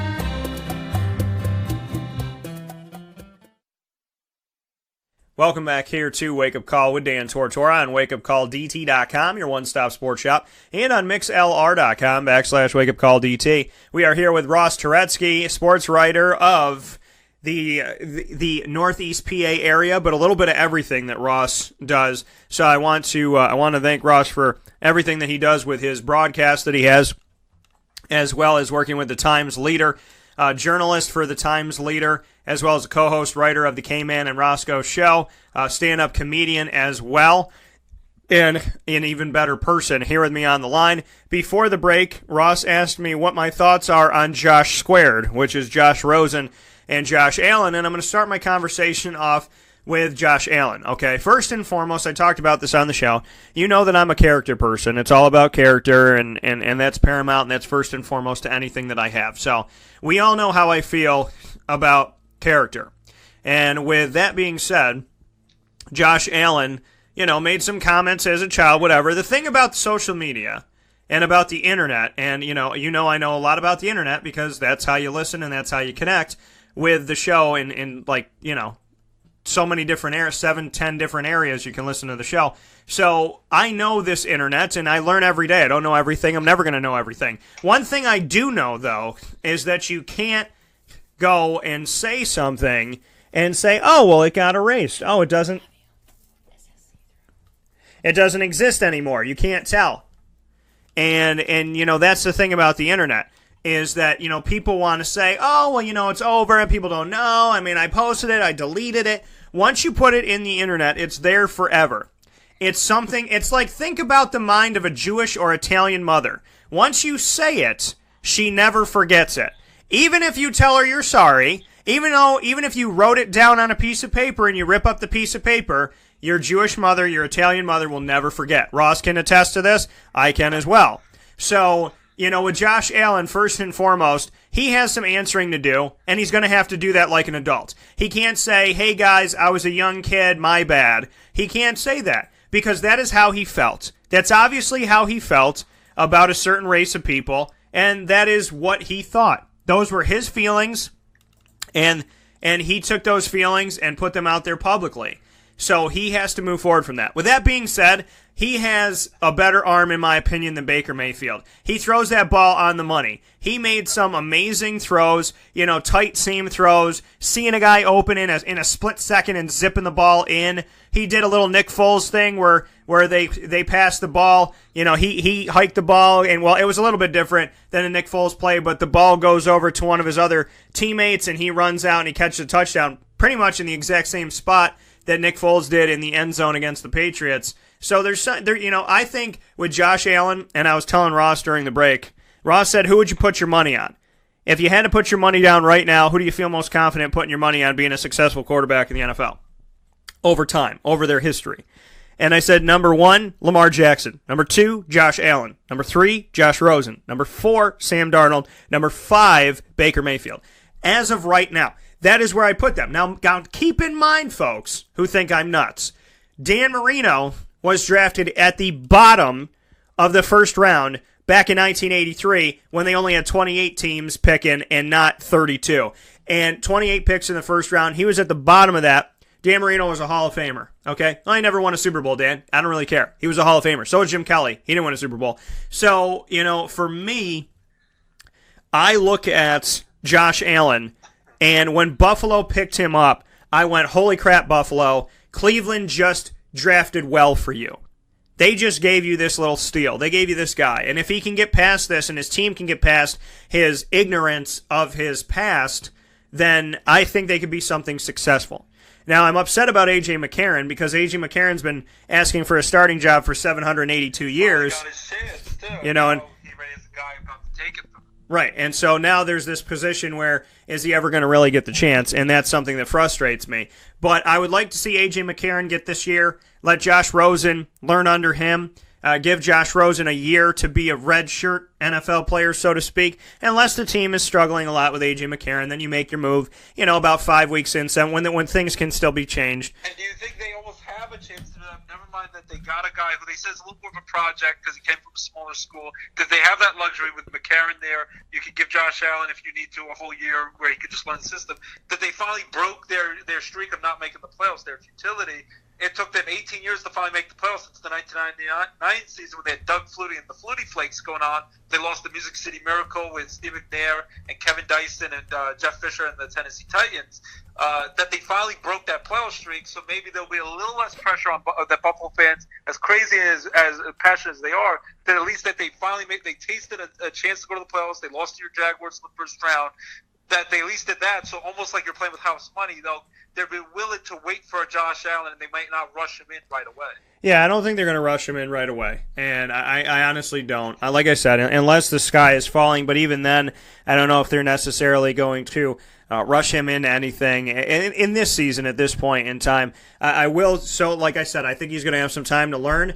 I think, Ross asked me about Josh and before the break, Josh Allen, and I do. I think if I'm going to put my money on any quarterback success at this moment before anybody's played it down, then Josh Allen's number 2 in my book that I would put my money on. And I said number 3 would be Josh Rosen. And the thing with Josh Rosen going to the Arizona Cardinals, here's the thing. Josh Rosen's going to a good situation, right? They got a new head coach. Carson Palmer retired. Bruce Arians, their head coach, he retired. Fitzgerald's not going to be there forever, but here's a crazy thing. They draft Josh Rosen, their quarterback of the future, right? They're the 11th overall pick. They bring him in, 10th overall pick, because there's 9 mistakes before him. I forgot that he said that, which was very stupid. But, but the 10th overall, disrespectful, but it's fine. It's the 10th overall, that's like, there's 44 presidents before me. They're all stupid. 45th the best, always. So, but it's a stupid comment. But here's the thing with Josh Rosen, okay? He has antics. He has, things that he has said publicly, things that he has done, inside of his dorm room. He had a hot tub that he installed. I mean, this guy's a little bit of a head case himself. He's going out to Arizona, and he's got a new head coach to deal with. He's got Fitz, who's going to bring forward Christian Kirk. But here's the thing that Arizona did. They drafted what they hoped to be their new franchise quarterback in Josh Rosen, and then right after that drafted what they hoped to be the potential number 1 wide receiver in Christian Kirk. With John Brown gone and Larry Fitzgerald will retire within the next year or two. So Rosen is stepping into a system that I like. He's staying on the West Coast and staying with the weather that he knows, which I like, and staying around teams that he played up against, because when you're in the Pac-12 and you're playing for UCLA, you're playing Arizona and Arizona State. So, this is kind of a home away from home for Josh Rosen in a good situation. He can throw on the fly. He can throw in pressure. He makes some awesome throws. I watched him in the beginning of the season with a shootout against Memphis, and, I got to say that, watching Josh Rosen, I believe it was a Memphis game, that I watched him when I was down in Florida covering the Jaguars, watching with my uncle, Papa Joe, and who was on the show a bunch, and we were just watching him. He loves Josh Rosen. He loves what Rosen can do, and it is his ability to get out of trouble, to get banged around, and to throw his passes on the money. I like it. I love seeing it. I brought up Sam Darnold doing this. Rosen's got some legs, and Allen's got some legs too, which you don't see from Sam Darnold, which puts both of them ahead of Sam Darnold in my book. But I think, Josh Allen, leadership-wise, if he can change his ways and change his ignorance, there's a lot to be said about, what I think he could do on the field. I put Josh Rosen right in the middle because I like him, and at the same time, I'm a little bit concerned with his attitude. I'm a little bit concerned with his cockiness because this game... injury history as well. He's got the cockiness and has the concussion and shoulder injury history as well. That's another concern. Right, and obviously injuries, and the game has to humble you, and I don't know if it has yet for him. So I don't know how patient he'll be if he has to sit behind Sam Bradford, but Jesus knows that that'll only be for 2 or 3 weeks, unfortunately, because Bradford always gets injured. He's the walking wounded all the time. Sam Bradford's going to make $20 million this year, whether he starts or sits on the bench. That dude is the luckiest guy ever. He makes $15 million a year, $20 million a year, every single year. He seems to make big money, and he only plays a few weeks because he's talented, but he can't stay healthy. His knees are shot. He injures his shoulder a lot. So you got him. You got Mike Glennon, who's been decent for Chicago Bears in the past, and the Tampa Bay Buccaneers as well. And now you got Josh Rosen. So you got 3 pretty good quarterbacks. But, of course, Rosen is going to be the guy they traded up to get him. And I think Larry Fitzgerald, I don't know what your thoughts, but you would think, even though he'll only be there maybe for another year or two, that sort of leadership maybe could talk some sense in him. You have a guy who's been there, done that, almost won a Super Bowl with them against the Steelers 10 years ago. That might be a common influence. And they have running back David Johnson, star running back, coming back from being injured almost all of last year. That could be another positive influence. Yeah, and that's the thing is that, I think Arizona is ripe for a better future. And I think that there's something to be said about that. I think Larry Fitzgerald has been a bridge for a lot longer than maybe other people would stick around and whatnot. But, he's been wonderful about it. He's been dedicated to the people of Arizona, and that's been amazing to see. And so this transition, like I said with Josh Rosen, Ross brings up injuries, I bring up character, and the game maybe hasn't humbled him yet which I hope that it does. And I'm not saying to get injured again or anything like that. I'm just saying to, have some respect and appreciation for the game. So, that's what puts Josh Rosen in the middle of the pack for me, in my opinion. But I would love to see him be successful and love to see him move forward, because Arizona's got to fight off the Los Angeles Rams now, the San Francisco 49ers. If Seattle can bounce back a little bit here with some of the moves that they made in the draft, that can mean something for them as well. So, it's a very good division. Yeah, right. West used to stink. I said arguably the NFC West could be arguably this season, if all the chips fall where I think they may, it could be the toughest division to get out of in the country, if not in the NFC. And how about a few years ago, Seattle, before they ever had Russell Wilson, they once won that division going 7-9. So back in the day, not that long ago, the NFC West was mediocre and garbage. Now the Niners look good with Jimmy Garoppolo, as long as that comes to form. As you said, the LA Rams got a ton of great defensive players. Offensive stars, they got Brandon Cooks from the Patriots. Had a great offense with Jared Goff and Todd Gurley last year. Seattle, it's a mess, but Russell Wilson there you think would give them a chance, they lost a lot of their Legion of Boom defense. So I think Arizona kind of was pressured that they needed to get a quarterback of the future, losing Carson Palmer to retirement and your head coach. They needed to keep up with the Joneses because you got Russell Wilson, Garoppolo, and Jared Goff in that same division. They couldn't just go in there with Bradford and Glennon and hope for the best. Those guys are decent, but not a guy you could have your future set on. And they're hoping Rosen. They called him Chosen Rosen.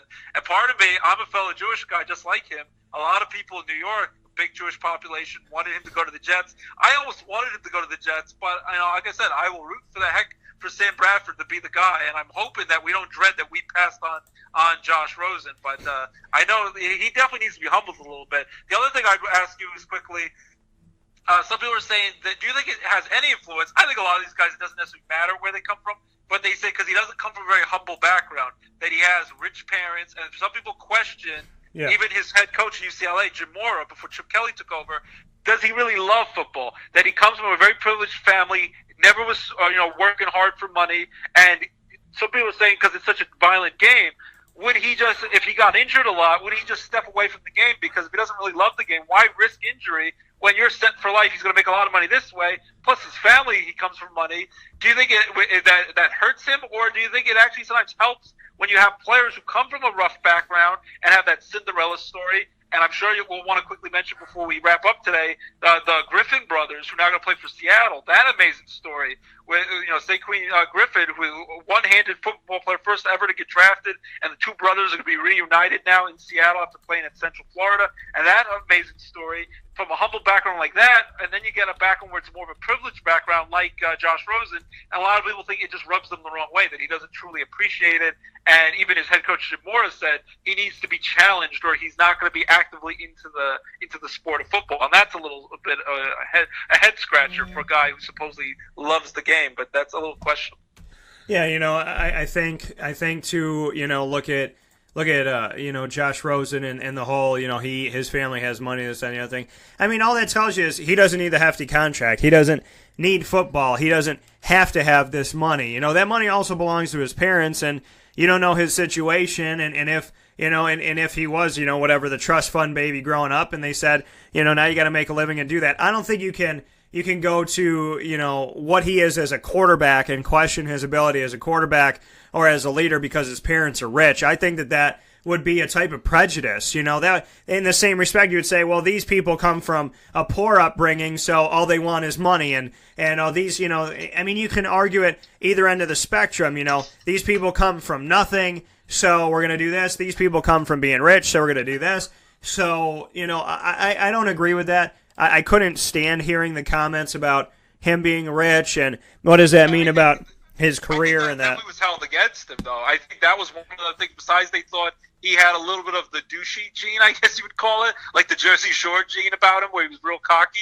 I think a lot of people were using that against him. Yeah, well, and that's the media being stupid, and and that's the thing is that as a member of the media, I call us to be better than how some of us act, how a lot of us may act, and some people are better, some people grow as human beings, and some people look like idiots when they're quote unquote giving us journalism and giving us news. I love when somebody writes to me, that's journalism 101, Dan, because 9 times out of 10, that person doesn't know what journalism is, nor have they ever taken a journalism class and listened.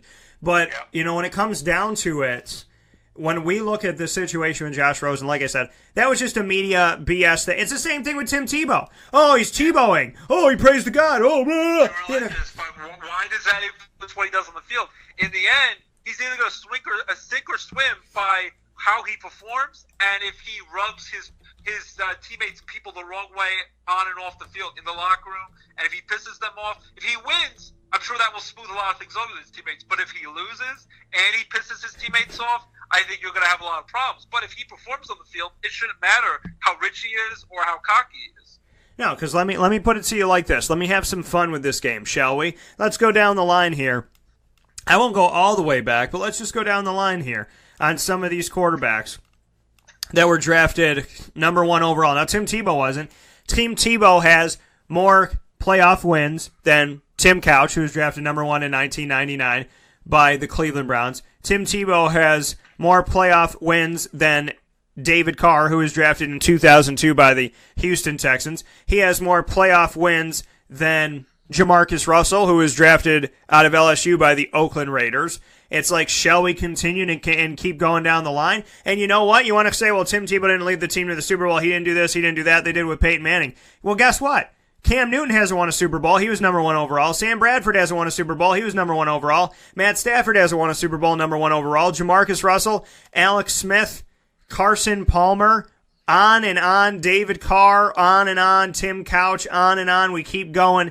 And these guys were drafted number 1 overall. Tim Tebow was not drafted number 1 overall. And if anybody else was drafted where he was drafted, people wouldn't care. Oh, he's 15th, he's 18th, he's 22nd. That doesn't matter because there's a less expectation there. But they hold this guy up to, well, you told us he was going to be the prodigal son. You told us he was the second coming of John Elway. No, nobody ever did that. They use the religion. I also think, like you were saying, and a lot of times you said that it happens to you because you have a strong sense of faith and very spiritual. They use his religion against him. He really believes in it, and he helps people. He helps people in underprivileged areas around the world. For Habitat of Humanity, fixes up homes and helps kids who are sick and not doing well. And he puts it together. He doesn't just say things just to say it and get popular. He believes in the stuff that he's been preaching and been learning and following throughout his life. And I think a lot of the times they use the faith and they use the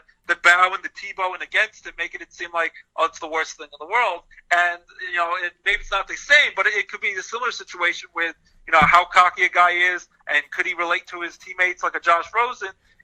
I think they go into that impression and you don't even know the guy.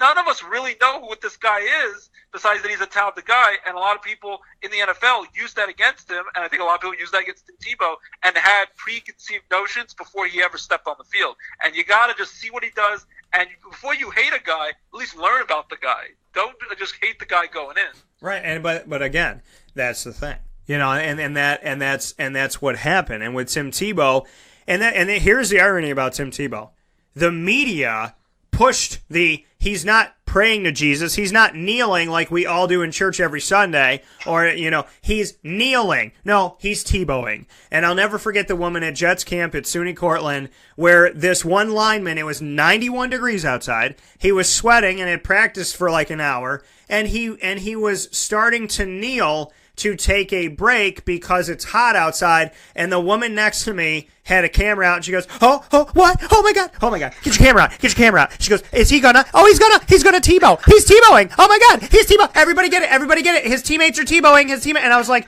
no, his teammates are taking a knee before they pass the frick out in 91 degree heat.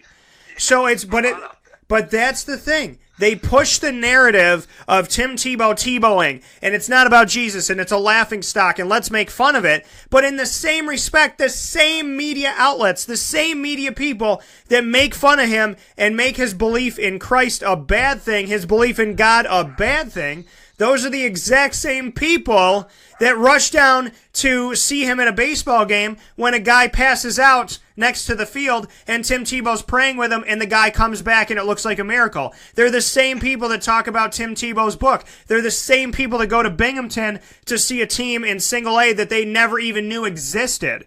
The media creates a narrative to hate a man, and then when the man does something loving, they turn around on the same news broadcast that said, this guy sucks, everybody hate him, and they go, oh my God, he's a godsend. Is he the second coming of Christ?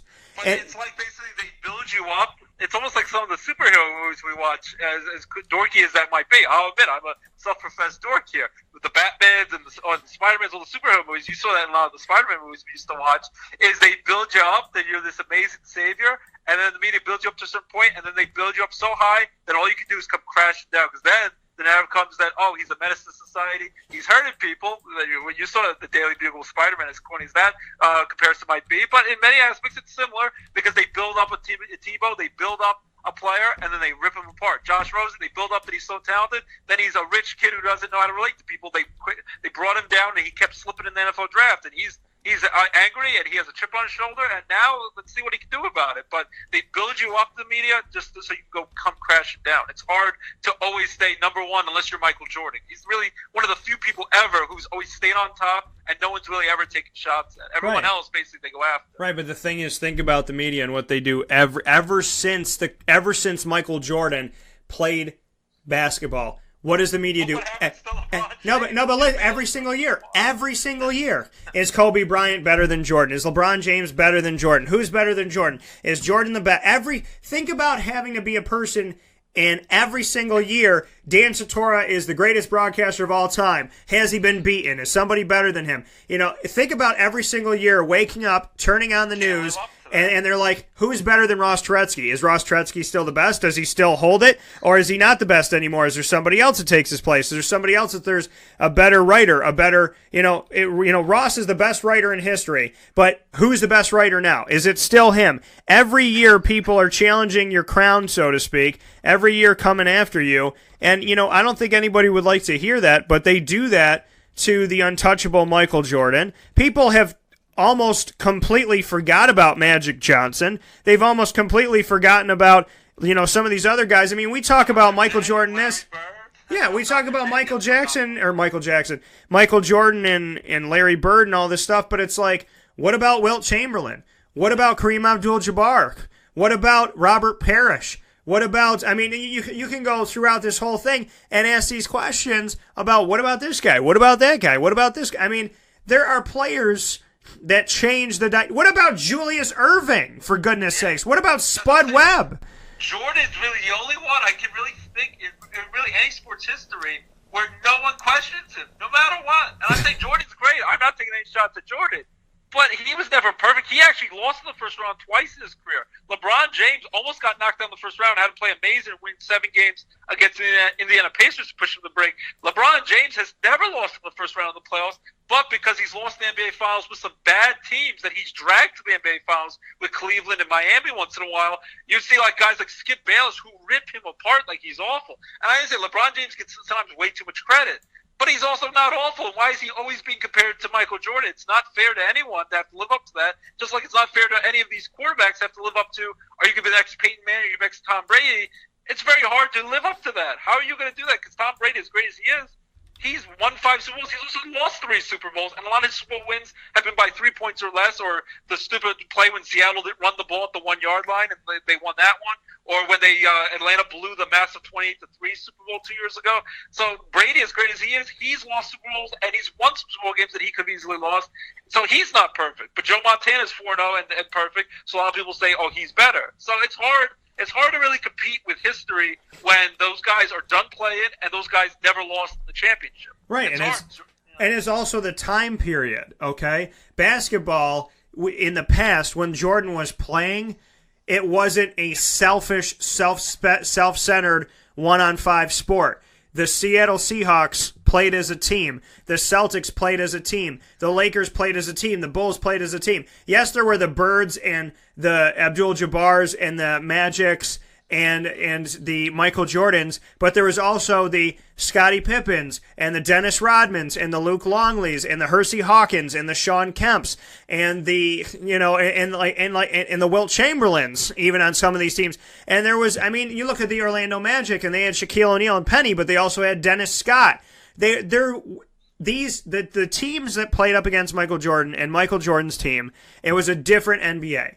And whenever somebody says, who's the greatest of all time, there's different eras, okay? Some people will always tell you that Babe Ruth and Hank Aaron were the greatest baseball players, greatest hitters of all time. But somebody growing up today would go, no, Aaron Judge would have beat Babe Ruth. Or this way. But the thing is, there's similarities, right? Babe Ruth, it was all or nothing. Aaron Judge, it's all or nothing. But Babe Ruth could pitch. Aaron Judge doesn't pitch. So if we go head-to-head and say, well, they hit a bunch of home runs, but they also strike out, but Babe Ruth could do more on the field than Aaron Judge could do, then it goes to Babe Ruth. But if you tell a kid right now that Aaron Judge is not the greatest Yankee to potentially ever live, they might think you're nuts because they didn't research Joe DiMaggio, they didn't research Mickey Mantle, they didn't research Whitey Ford.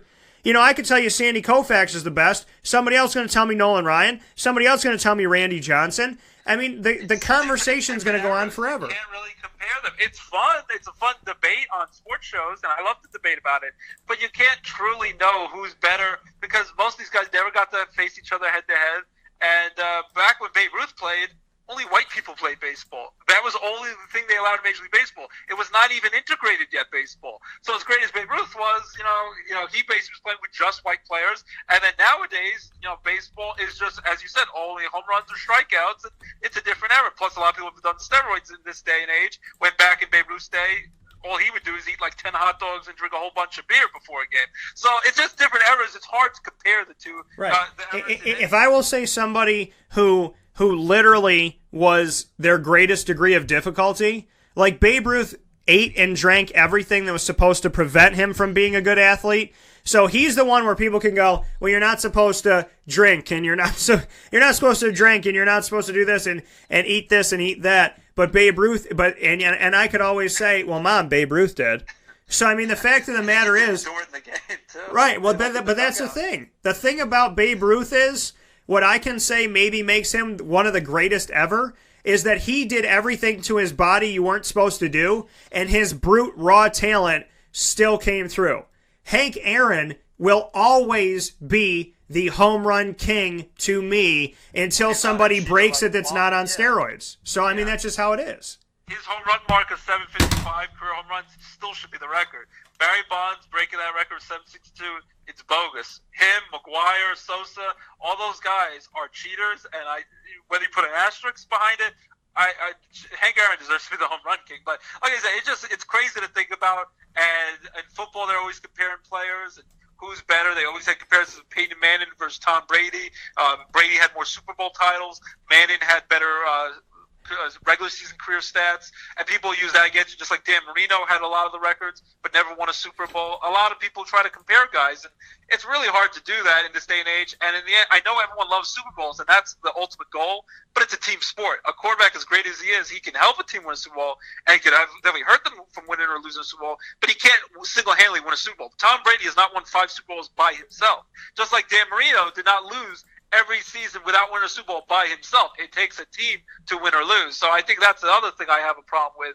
Michael Jordan, in basketball, it's a little easier because it's only 5 people on the court instead of football with so many more people. But even then, you can't win it all by yourself. In football, I would always hate that argument. Everyone's like, oh, Brady's better just because he won more Super Bowls. Count the rings.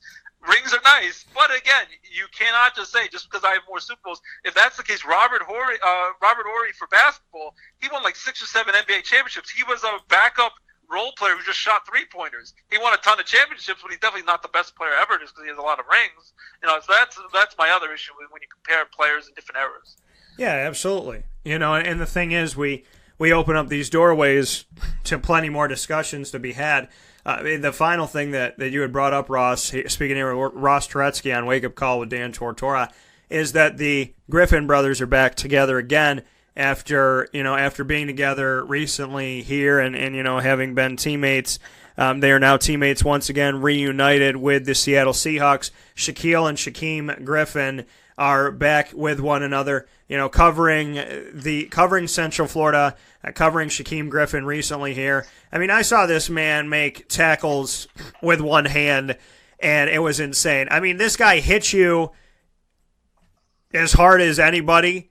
He can grab interceptions as well as anybody. He can knock you down in the open field as well as anybody. He doesn't let anything take him down. I respect the heck out of it. And these are one of the stories where if you literally wake up every morning, look at a picture of Shaquem Griffin, and remind yourself what he's done, you will never have a bad day again. And what do I mean by that? If we took the 5 seconds to say, look at what Shaquem Griffin is doing with less, we wouldn't complain about stuff in our lives. We wouldn't hem about this and haw about that. There's certain things that you need to snap you back to reality, and Shaquem Griffin's one of those things. He doesn't ask for any handouts. He doesn't ask for any favors. He kicks butt. He takes names. The only thing I'm pissed off about is that it took over 100 picks to get him. I think it was 141. But to finally draft him and bring him to Seattle, put him with his brother, I hope this isn't just a feel-good story, and I hope that Seattle is dedicated to these guys. I hope that they are willing to pay these men, keep these men, and let them grow, because I think it's a phenomenal story to bring them back together. But I don't want this to be one of those like Michael Sam stories where it's like, oh, look, the first openly gay person we put on our team for 15 minutes. We drafted him in the 7th round, and then he never played football again. So, I don't want that to be. If you're gonna have Shaquem Griffin on your team, let him play. And Seattle, if you don't want him, Jacksonville will take him. That'd be okay. Can you see like the inspirational Disney, like Remember the Titans type movie? I can see it now already. As cheesy as those movies sometimes are, it's a movie. It seems too good to be true. The story, what he's overcome. I think they said he had his hand amputated when he was only 4 years old. And throughout their careers, they played it in high school and college. They said Shaquille Griffin, his older brother, well, no, I think they're twin brothers, but his brother who got drafted just a year ago by Seattle, he could have played at better colleges, the bigger powerhouse, allegedly, colleges. Central Florida, they're arguably the national champions. They're the only team that went undefeated this past year, and they're calling themselves national champions. They have the banners and the rings, and they said they would have loved to play at Alabama for the national title. And he, instead of going to those bigger college powerhouses, he went to Central Florida so he could be teammates with his brother. And now, after getting drafted last year, now for his brother get drafted, and they were at home together, and them and their families hugging each other, the tears, the emotion was genuine. I felt emotional, and I was just at my home eating Doritos and being a fat, lazy bum, basically. And I felt emotional just watching these two brothers breaking down in tears and them holding each other. And it was just such a great moment. And as I said, I hope, like you said, it's not cheapened by this is just a publicity stunt. I want them to give him a fair chance. As long as he's good enough and he earns his spot, he belongs on the team. He didn't get picked to the 5th round, but I'm very proud that he got drafted. And then the only thing that I kind of felt bad about was, from what I've heard, even though he had that great scouting combine, where he lifted the weights great, ran a fast 40-yard dash, allegedly Seattle was the only team after that combine during his draft process that interviewed him. It seems like the other teams, the other 31 NFL teams, probably, whether they want to admit it or not, held it against him that he only has the one hand. And even though he can intercept the ball and tackle people, and he showed that he could do it and hold the ball with one hand, that they used that against him. And supposedly the Seattle Seahawks were the only team who had the guts and actually were smart enough and open-minded enough to interview him, and actually is a legit candidate to give them, basically give him a job interview and draft him. The other teams allegedly did not interview him and weren't interested, and that sickens me a little bit if that's the case. That's what I was hearing on draft day, that no one took him seriously as a draft candidate, no matter how well he did in college or at the scouting combine. And Seattle was the only team that had the guts to do it. And Seattle, even though they haven't pulled the trigger on it yet, supposedly it might be the only team that maybe will give even Colin Kaepernick, the controversial figure, a chance. There's still talk that they might bring him in as a backup quarterback for Russell Wilson. So, got to give a lot of credit to Seattle, but I don't know what you would think, Dan, but if that's the case, though, it's a great story, emotional, and I'm very proud of those Griffin brothers, but I'm very also pissed off basically at the rest of the league if that's the case, that no one else took him seriously as an NFL legit candidate.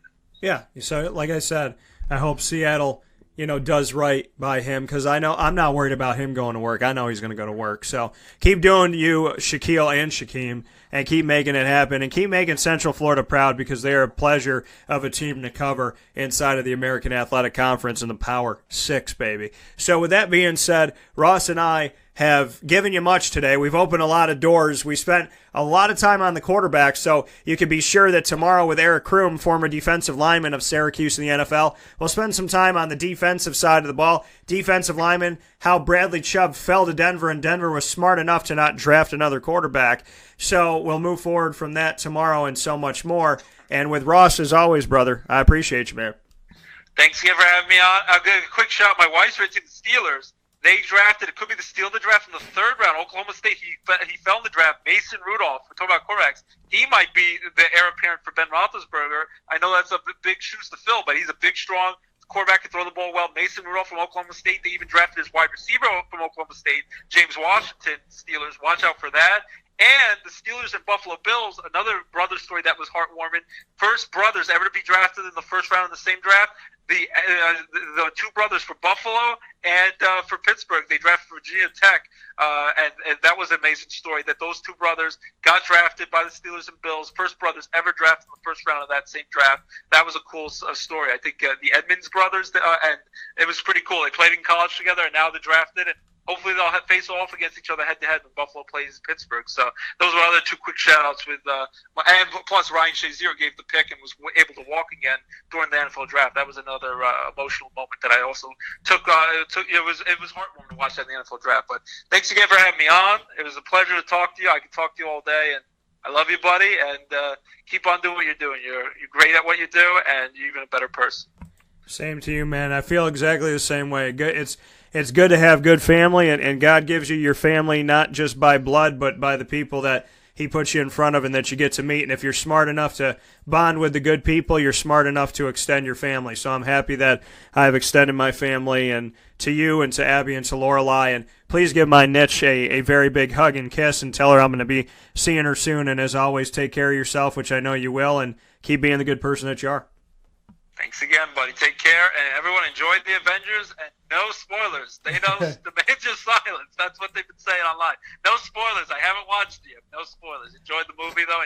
Enjoy football. We'll be back before you know it. NFL draft's done. It's May 1st, and now we're only about 3 months away from real football, preseason football and training camp. So before you know it, magically, our favorite sport is America's new national pastime now. The baseball is great. I love baseball. Football is the most popular sport in America. Football will be back before you know it, and I'm very pumped about that. Yeah, absolutely. So we're looking forward to it, and Thanos demands your silence. So on Superpowered Pop, we gave a video that was spoiler-free, and we do have a show coming up with spoilers in it, but we warn you 117 times. The good thing is you can download the episode and save it to your phone, which we've suggested people to do. Download the episode, save it to your device, your desktop, laptop, phone, tablet, and then watch the movie and listen right after to get an automatic response when it's all fresh in your brain. So we set you up for your future. We got you set and ready to go, but we had a spoiler-free conversation about it. Y'all appreciated it on Facebook, and I thank you for that. And, buddy, I hope you get to see it soon. I hope I get to see you soon, all right? So take care. Absolutely, buddy. Take care, and best wishes to your family, and keep on doing what you're doing. All right, man. Same to you. I'll talk to you soon. All right, bye-bye. See ya. That coming from Ross Turetsky one more time. Ross Turetsky, a journalist for the Times Leader in Northeast Pennsylvania, as well as the host of his own show, and somebody who is an amazing person and great to have in my life. We went to college together, learned from the great Marywood University in Scranton, Pennsylvania, and I will always appreciate Marywood for bringing good people like Ross into my life and giving me a great education and great experience. We'll take a final step aside and come back with Ingredients to Success in just a moment. This is a wake-up call, Fast Break.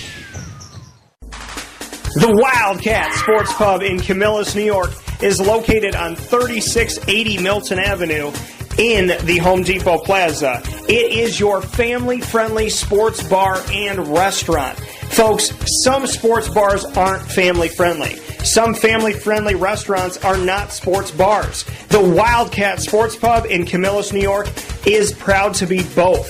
It is that marriage that you've been looking for years. The Wildcat Sports Pub is your home base for your sports bar and restaurant needs, games for the kids, indoor and outdoor activities, and enough things on the menu to come back every single week and get to try something new. They're open Sundays from noon to 8 p.m., Monday through Wednesday, 11 a.m. to 11 p.m., and Thursday through Saturday from 11 a.m. to midnight. For reservations and party information, call 315-487-2222 for the Wildcat family-friendly sports pub and restaurant.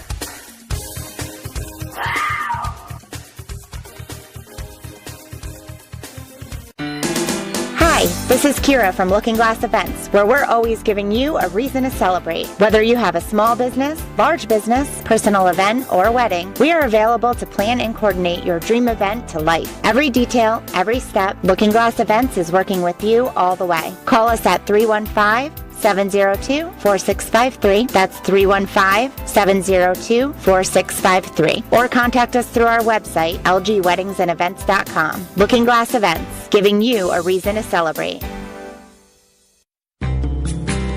The Penn and Trophy Center on 111 East Willow Street in Syracuse, New York, has been making memories for Central New York for over 60 years. It has the trophies for your teams, and when you walk in there, it's so much more than just that. When you walk into the Penn and Trophy Center, you are immersed in the reality that anything can be customized, anything can be engraved, whether it's for your anniversary, your wedding, your bar mitzvah, your birthday party, whatever you want to do with that memory, that watch from grandpa, or that bracelet from mom, or that wedding ring that's been passed down through your family. If you want to get something engraved with a memory to last a lifetime, the Penn and Trophy Center, 111 East Willow Street in Syracuse, New York, where memories are made and where memories last a lifetime.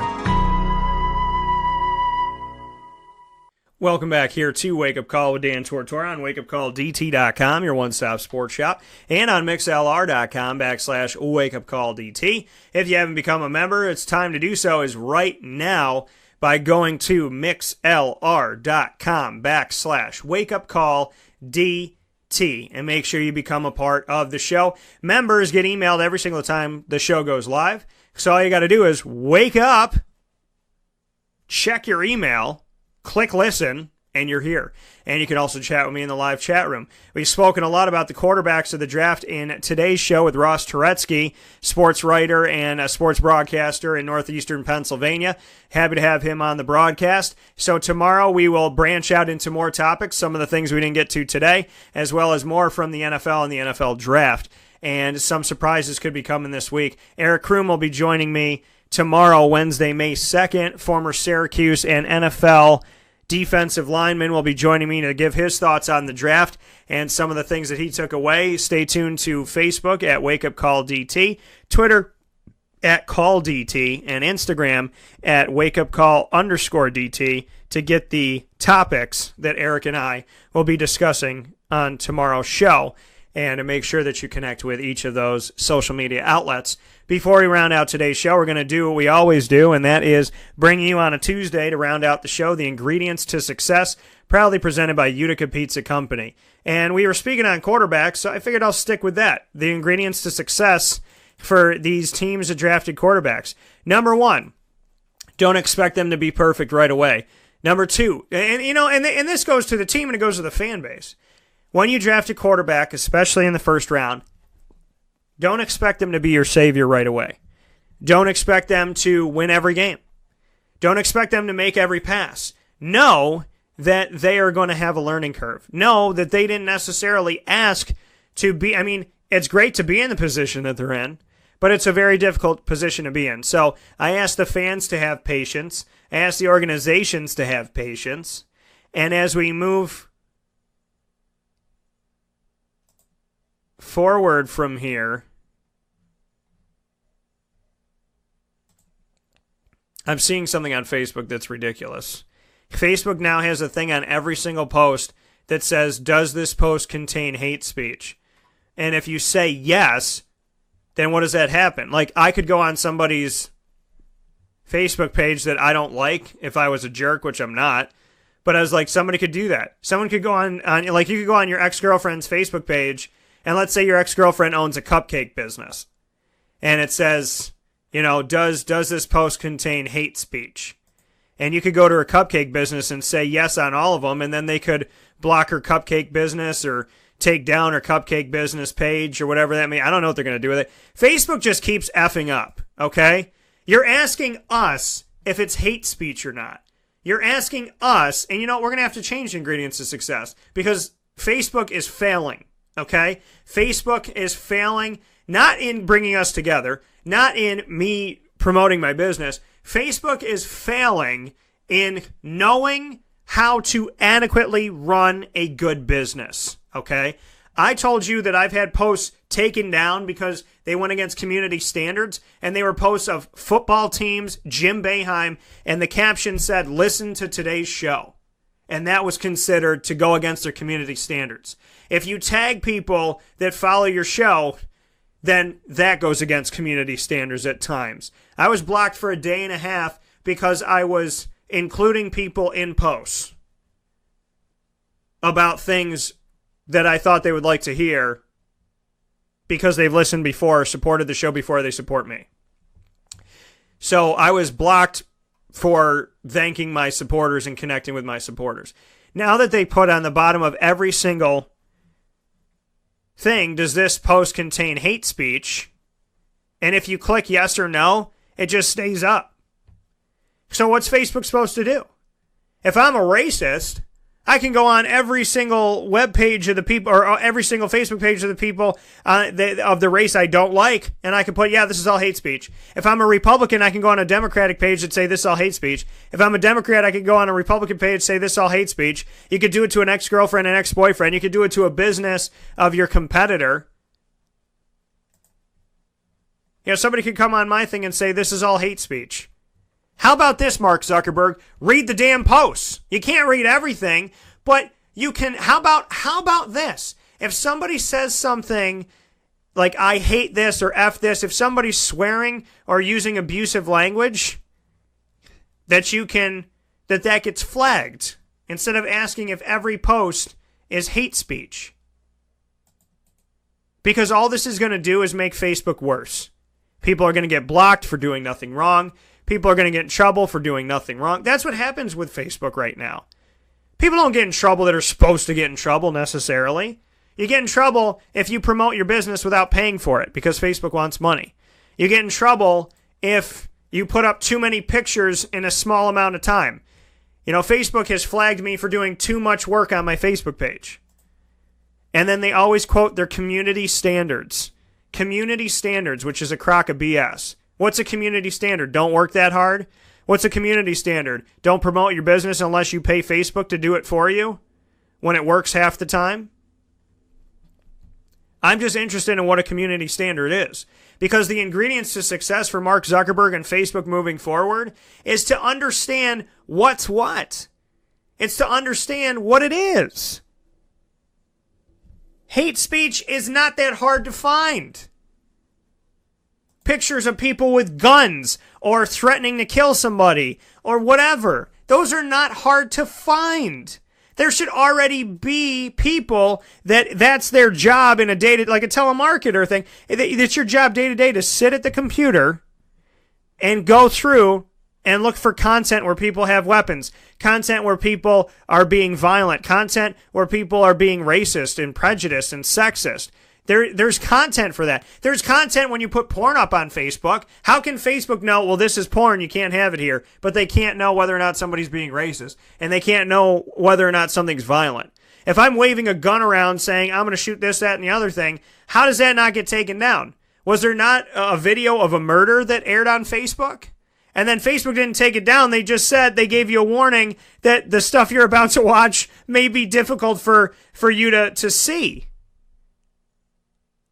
So now Facebook is putting it in the hands of the millions of us that have a Facebook account, which is free. So that I can go on anybody's account that I don't like and say everything on there is hate speech and have them blocked and have their business affected, their personal life affected, their family affected. That seems like the next best thing for Facebook to do. Take your job that you failed to do and give it to a bunch of crazy people and let them do it for you. And watch all the good people get bumped off of Facebook and all the bad people running the asylum going absolutely crazy. Facebook, you are failing at your job.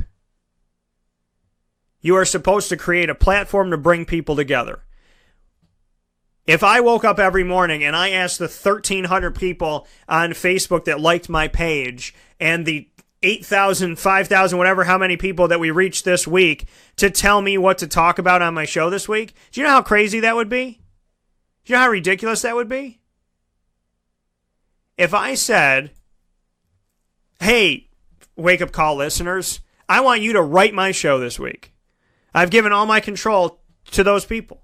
And some people are going to be awesome and they're going to give me great ideas. And other people are going to be mean and horrible and ruthless and rude and just negative. And if I do somebody's suggestion, but I don't do the mean, negative, hateful one, that person's going to go, well, then, I'm not going to listen to your show anymore because you said that you would do everything that everybody talked about and you did Bob's, but you didn't do mine. They don't care that it was racist. They just said, what I thought we all get equal opportunity, Dan.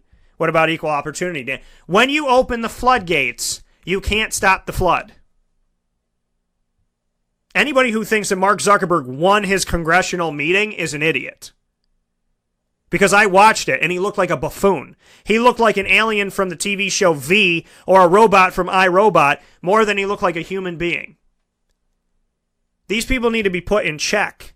And asking the community of millions of people and of Facebook to tell Facebook whether something has hate speech in it or not is opening the door for ex-boyfriends, ex-wives, ex-fiancés, people that got fired from a pizza shop or a barber shop or whatever, to go on there and try to ruin the personal and professional lives of people who have done nothing wrong. Facebook, you're supposed to protect the good ones. And all I see you doing is punishing us for going about our lives. Are we supposed to apologize that we don't pay you for ads that don't always work? Are we supposed to apologize that when we have ads, you create spam people and falsified accounts to make it look like you got us and got us people to react? Are we supposed to apologize that you charge so much money per hit and that you create one hit and it's $5 when it should be a penny? Is it our fault that you don't do your job and your due diligence? Is it our fault that we put up a post about our baby and somebody complains about it and you take the post down which says, I love my daughter so much, she's a beautiful girl? We should not have to post positive work-related things or professional or personal-related things and wonder if Facebook deleted it or not. Wonder if Facebook let us see it or not. I, in my timeline, see people berate and go crazy on the president and Hillary Clinton and Korea and yada, yada, yada. Every single day since President Trump was elected, I've seen hate speech. But I got flagged for putting up too many pictures in a short amount of time because I was promoting multiple things with my business and I was doing it too close, so I looked like a bot, so I got bumped off of Facebook for a day and a half. But the person that is threatening to kill the President of the United States, that's fine. The ingredients to success for Facebook: stop asking the wrong people to police you. Stop making mistakes over and over again. You're bleeding out and you're cutting yourself while you're doing it. Asking me to tell you whether or not something is hate speech is allowing me to ruin the lives of other people for free, because Facebook's not going to check everybody. Facebook, you're supposed to be the check and balance. You're supposed to have people that are making sure that things are being done right. I don't have time to go through the thousands of people I interact with on Facebook and see if there's hate speech or not. That's your job. And you've once again proven to the populace that you don't know how to do your job. Which, first and foremost, is morality, value, and equality. You can't do those things, you shouldn't be in business. And somebody should take over. Because if morality, positive values, positive reinforcement, a just, kind society, equality, and community are not paramount to you, then you have legitimately lost all hope of any type of respect from me. Get with it, Facebook. I love using Facebook as a platform, but I cannot stand the fact that they consistently punish the good and promote the wicked. Figure it out, Facebook. For all of us. We didn't ask for this. We didn't ask to be burdened by your sins and burdened by the work that you don't want to do. You want to know if something's hate speech? It's not very hard to find. Have a great day, folks. Stay together. Be a good person. And let Facebook be an example to you that you must have personal responsibility. Don't be like Facebook and tell somebody else to go to work to make you money. Don't be like Facebook and tell somebody to clean the dishes that are right in front of your face. Don't be like Facebook and want somebody to cook and clean for you when you don't do anything. Personal responsibility is your ingredient to success daily. Facebook, just like the NFL draft, you're on the clock. I hope you make the right decision. I hope you make the right pick. We'll take a step aside here, and I'll talk with you tomorrow morning, Wednesday, May 2nd, with Eric Kroom on the NFL draft and so much more. I'll talk to you then.